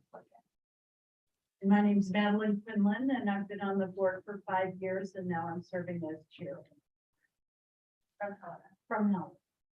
I'm McCall Flynn. I live here in Helena, and I'm the executive director of the board. Tim Clark from Savage, Montana, which is way over on the eastern border, right next to North Dakota. Failed retired school superintendent, and recently was elected Richland County Superintendent of Schools. Ron Slinger, I'm the president of Miles Community College, which all of you should check out at some point. So we have great ag programs, by the way. This is actually my first official Board of Public Education meeting, because I was just recently appointed by the governor. I'm Renee Rasmussen. I come from eastern Montana as well, and north of Dr. Tharp, and further away from here. I'm retired. I was a superintendent, and I am retired as well, and I live now here between Helena and Montana City. This meeting marks my 1 year on the board.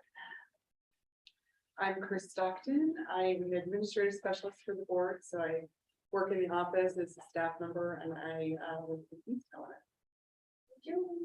I'm just recall something I also work at the Board of Public Ed here in Helena, and just thank you all for coming. This is great. A highlight.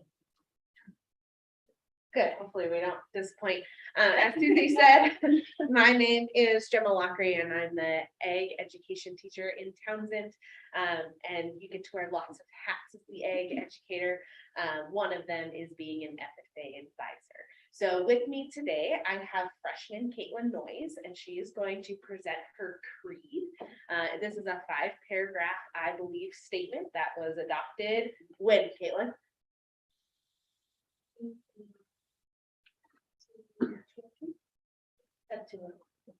How about 32? 32, great, okay. Flipped it, that's why. The third convention, love it. And she does a really good job of the FFA creed. And then we'll jump into our 8th graders who are going to do the chapter conduct of meetings leadership development event, which will show a little bit of parliamentary procedure. And then afterwards, if you have questions, we're happy to answer them for you. So Miss Caitlin, are you ready? Yes. Where would be best, there or? Do you have a microphone there, Caitlin? Does that work? Okay. Michael, give it back. And you'll need to speak up and people are listening online too.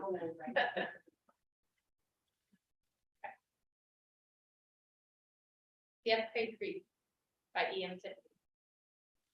I believe in the future of agriculture. With a faith born not of words, but of deeds. Achievements won by the present and past generations of agriculturalists in the promise of better days through better ways.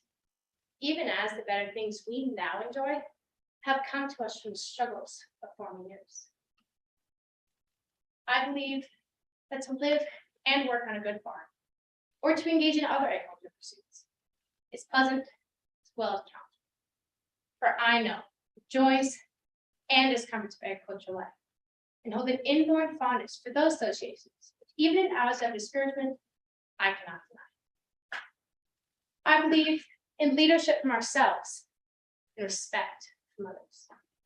I believe in my own ability to work efficiently and think clearly with such knowledge and skill as I can secure. And in the ability of progressive agriculturalists to serve our own and the public interest in producing and marketing the products of our toil. I believe in less dependence on begging and more power in bargaining. In the life abundant and enough honest wealth to help make it so others as well as myself. In less need for charity and more of it when needed. In being happy myself, playing square with those whose happiness depends upon me. I believe that American agriculture can and will hold true to the best tradition of our national life. And I can exert influence in my home and community.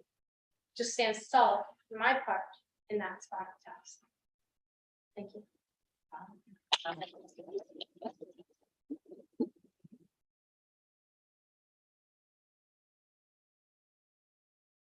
So now the chapter conduct, I should probably introduce them as well.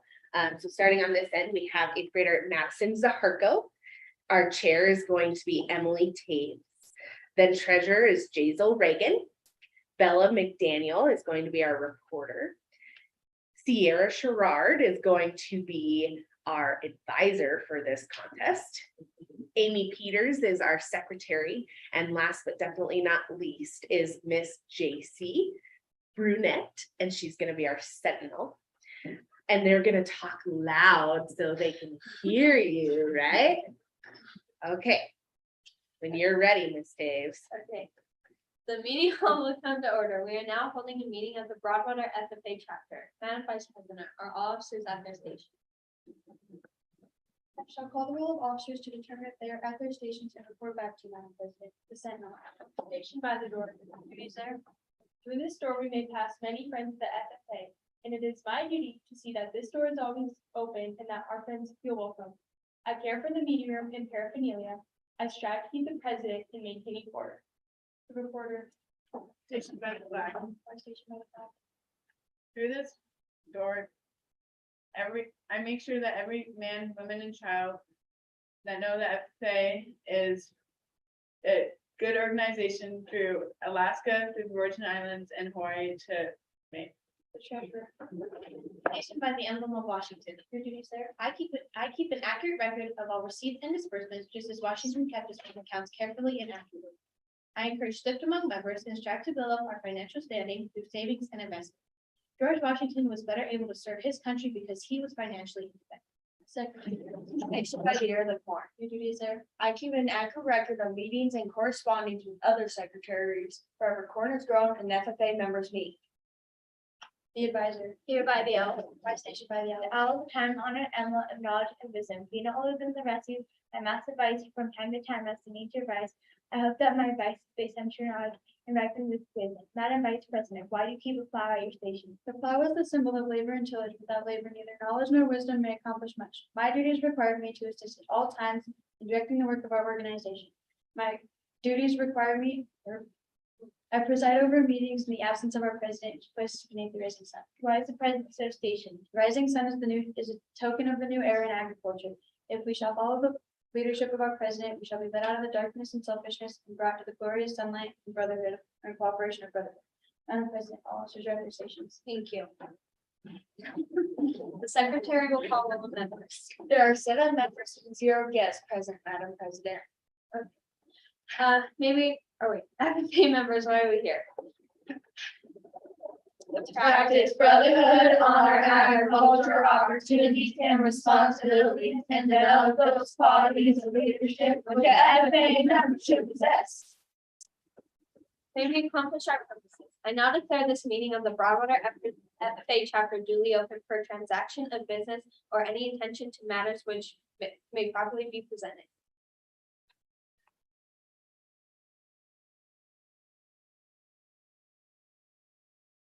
Madam President, Amy, I move that we create a display about FFA and the exhibit at our parent-teacher meeting. A second, your first. I think this would be a good idea, so that our parents and our other teachers can see what we do in our FFA group. That way they can understand a little bit more about it.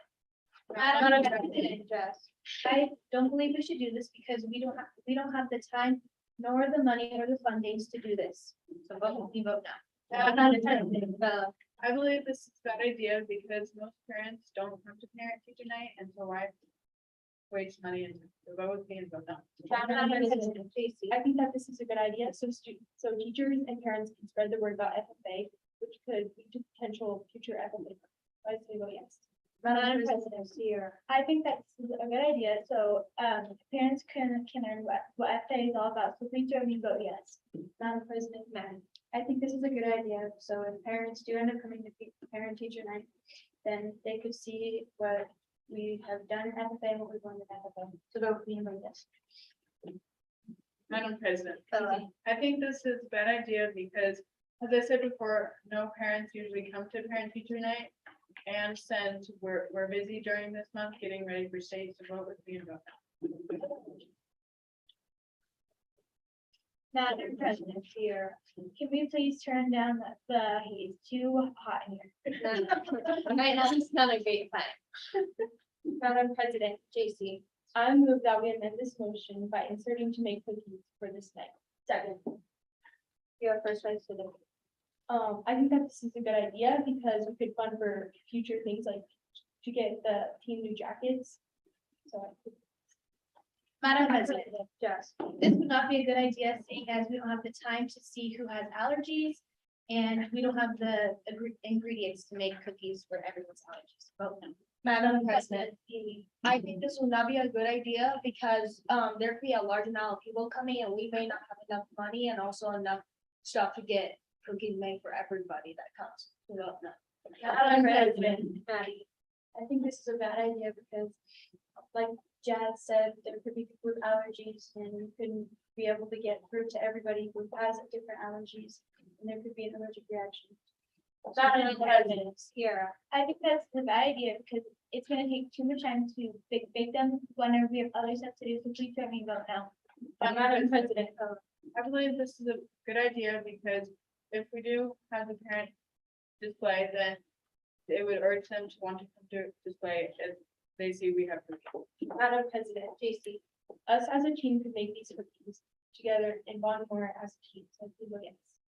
Madam President, Amy, as I said before, this will probably not be a good idea because we may not have enough time to make the cookies and may not have enough money to help make them. Madam President, cookies aren't a very good dessert for people to come and have, so this would also be a bad idea. So no. I believe this is a good idea because it would give the cooking class in our school a good time to make the cookies if they had a chance. Vote me and vote yes. Is there any further debate? Debate. debate.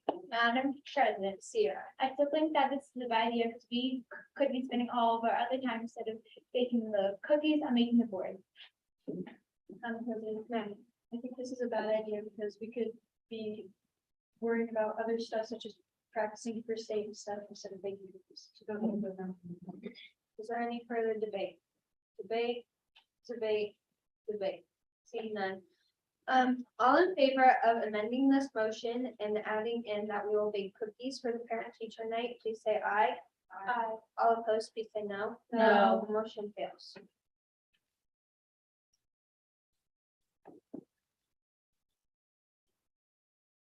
Madam President, Maddie, how many votes does this motion need?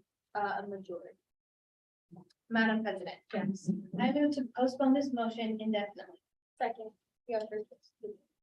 At this moment, we have other things to worry about, such as getting ready for future FFA events. So the board, which isn't very needed right now, can wait. Madam President, you see, parent teacher night is coming up, and I think that we need to get this in now. If we wait, no. Madam President, Sierra. I think we should just get it over right now. So please join me, vote yes. Madam President, Philip, I believe this is a bad idea because as Jason said, parent teacher night is coming up and if we wanted to make the board, then we better get started now. So go with me and vote yes.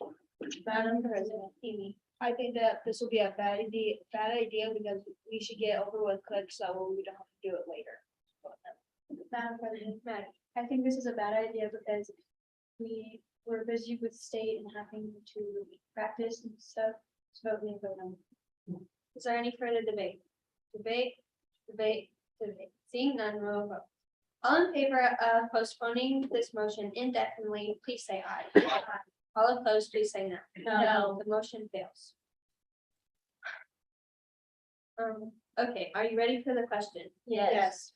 All in favor that we create a display about FFA to exhibit at parent teacher night, please say aye. Aye. All opposed, please say no. No. The motion passes. Madam Secretary, do you have a record of any further business which should now be transacted? I have none. Does any member know or does any member know of any new or unfinished business which should properly come before this meeting? No. We are about to adjourn the meeting of the Broadwater FFA chapter. As we mingle with others, let us be diligent and labor, just in our dealings, courteous to everyone, above all honest and fair in the game of life. Fellow guests and members, please join me in a salute to our flag.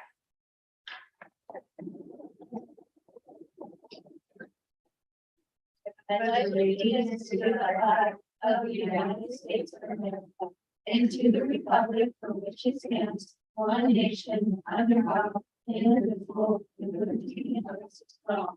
I now declare this meeting adjourned.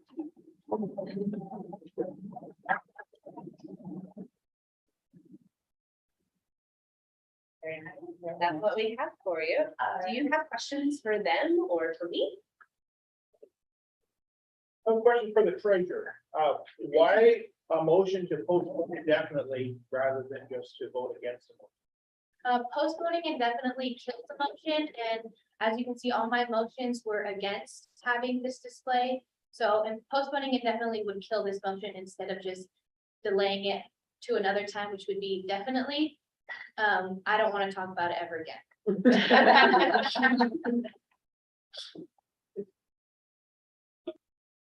I have a question for all of you. Do you feel that this process allows people's voices to be heard?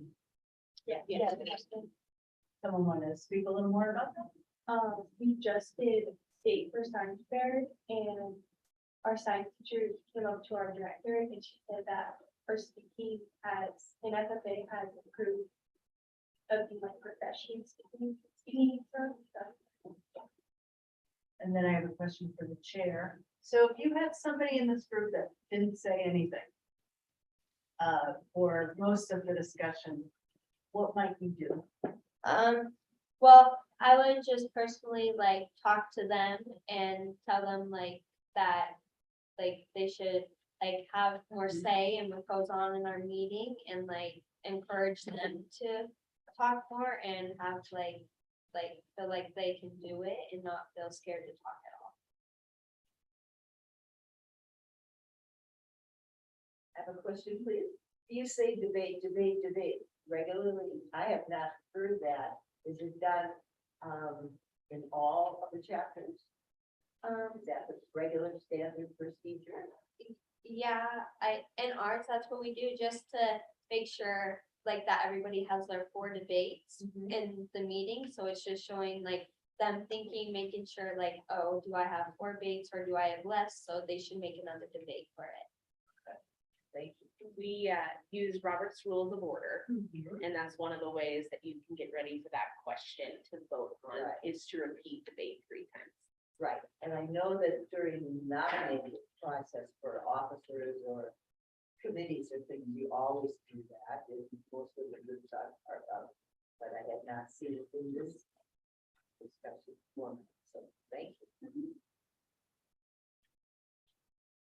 A follow-up to Chair Quinlan's question.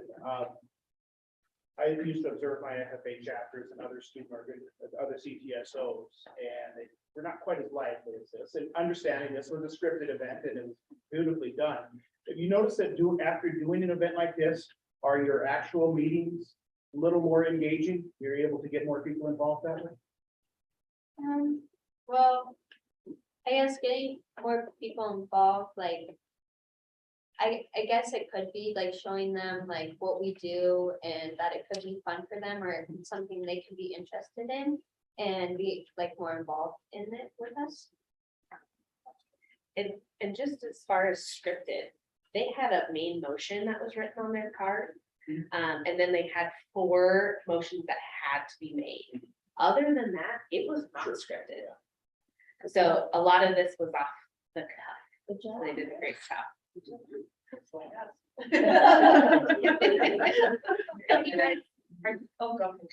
I just wanted to tell you, before I left, the school where I was the superintendent, they made me an honorary member of, FFA.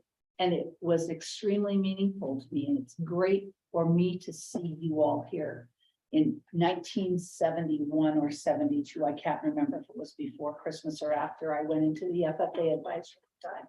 And I worked with my father on the farm, and I asked him if I could join FFA. And he told me I was a woman, I could not. And so about 50 years later, I got to be an honorary member of FFA. And it just absolutely warms me that sitting here in front of me, we have leaders coming up for the next generation. I really love to see it. Congratulations to all of you. Thank you.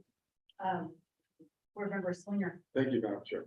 So first of all, I have 2 questions. One, why do you hate cookies? There's pain cookies. And are boys not allowed in this? Nobody's came to when we were getting ready to see who wanted to be part of this, no boys came. And the reason I love cookies too, but the reason is just because of the motion that I had, that I was required to say, I had to say that I.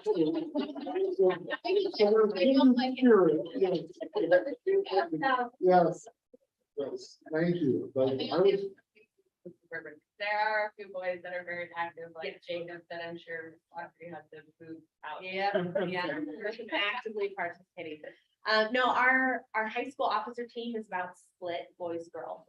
And when you look at our class registration, and it could be because I am a female teacher, we actually have slightly more females in our ed classes than we do our males right now, but that shifts and flows and Yes, it does. everything else does. Caitlin, I want to commend you. You did a brilliant job. Nice job. Very, Nice job. moved by it. Talk a little bit about preparing that, memorizing it, and the expressions that you put together with it. With Creed, we actually have to learn that. It's a requirement in her egg exploration class where we all had to learn the Creed. And so we started off with like 1 paragraph for a couple days, and then we'd present it, everyone would present it, and then we'd go to the next paragraph. And you'd either give that only that 2nd paragraph, or if you were fluent and knew it well enough, you could also present the 1st and the 2nd, and then just keep building onto it.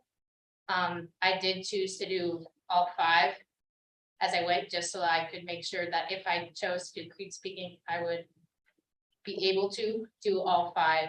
So, and then after we learn that it kind of drops off for everyone who isn't doing creed speaking As but- a contest. as a right? contest, but I'm sorry, you say, oh, creed speaking. Yeah. Okay. creed speaking. So everyone else in the class kind of doesn't do it after that unless needed for a meeting or other, but me, as I chose to do creed speaking, I took some classes, or not classes, but like in the mornings when we had study hall, I'd go and see Miss Lockery and I'd present her and she'd give me pointers on my presentation, my movements, kind of my actions and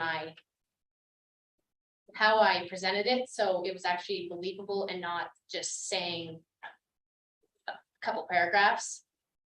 And at the moment, I'm still doing that because we're still working through that for next 2 weeks until state. So 10 days from our stage. Nice job. And are you guys going to state as well? Yes. Yeah, going to state as well, yeah. And state's in Great Falls. Yeah.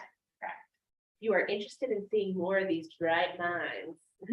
Sign up to judge in Great Falls in the next couple days, because you can see lots of different things that these students are doing. You're gonna see the best of the best at state. So. Yeah, they have a lot of different programs, and of course, we have a greenhouse, and one of the newest programs that they started working on is the horticulture and the flower. It's a horticulture. Horticulture is part of that, yeah.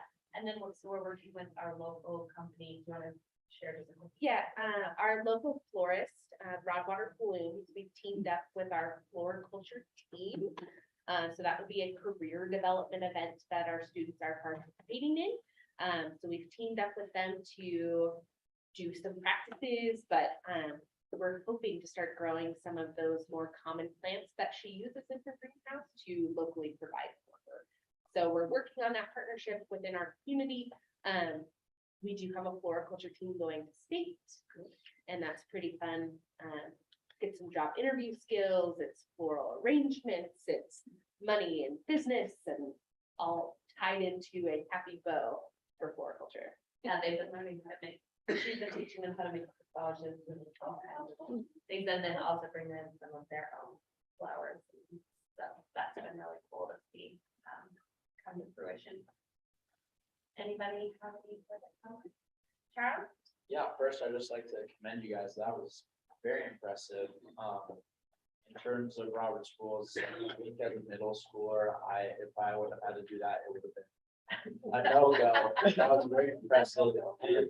Other than the Robert Schools, which is really hard to get down, you guys' public speaking is awesome, and that will be a skill that you guys will do for a long time. And as you guys go into high school, and if you're already in high school, I encourage you to take the skills you're learning now and apply them. And I'm just gonna plug student council, because that's something I'm super passionate about. How many of you are on student council right now? Perfect, that's awesome. Miss Lampman just took over the District 3 job, the advisor role, and she's got an awesome group of high school leaders over there, and she's got big plans for MASC in general in our district. And I can just see you guys fitting in really well there. And we need student leaders who are confident and capable and speaking out. So I encourage you to pursue that in high school. And here's my plug too. FFA is more than just farming, right? We have lots of leadership opportunities. And so a lot of these kids may not go back to a farm, did not come from a farm, but they're passionate, and some of these skills that they can get here are going to help them in whatever future career they decide to take. So I agree. Leadership is important. Awesome. Thank you so much. Appreciate you guys taking the trip and out in the snow this Friday. Yeah. And appreciate everyone in the district that helped make it happen too. I know, I'm sure there's different people covering other classes right now. Oh, yes. Yeah, it's busy at school. So thank you all so much for all you do. Thank you very much for coming.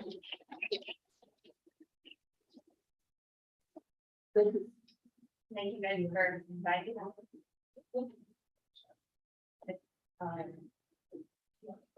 Thank you. So our last step in terms of meeting today is, do you want to say the agenda? Our next meeting will be in Great Falls on May 11th and 12th.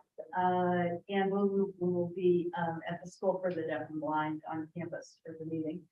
And there's a list on our agenda about the topics for the next meeting. Is there any public comment before we adjourn the meeting?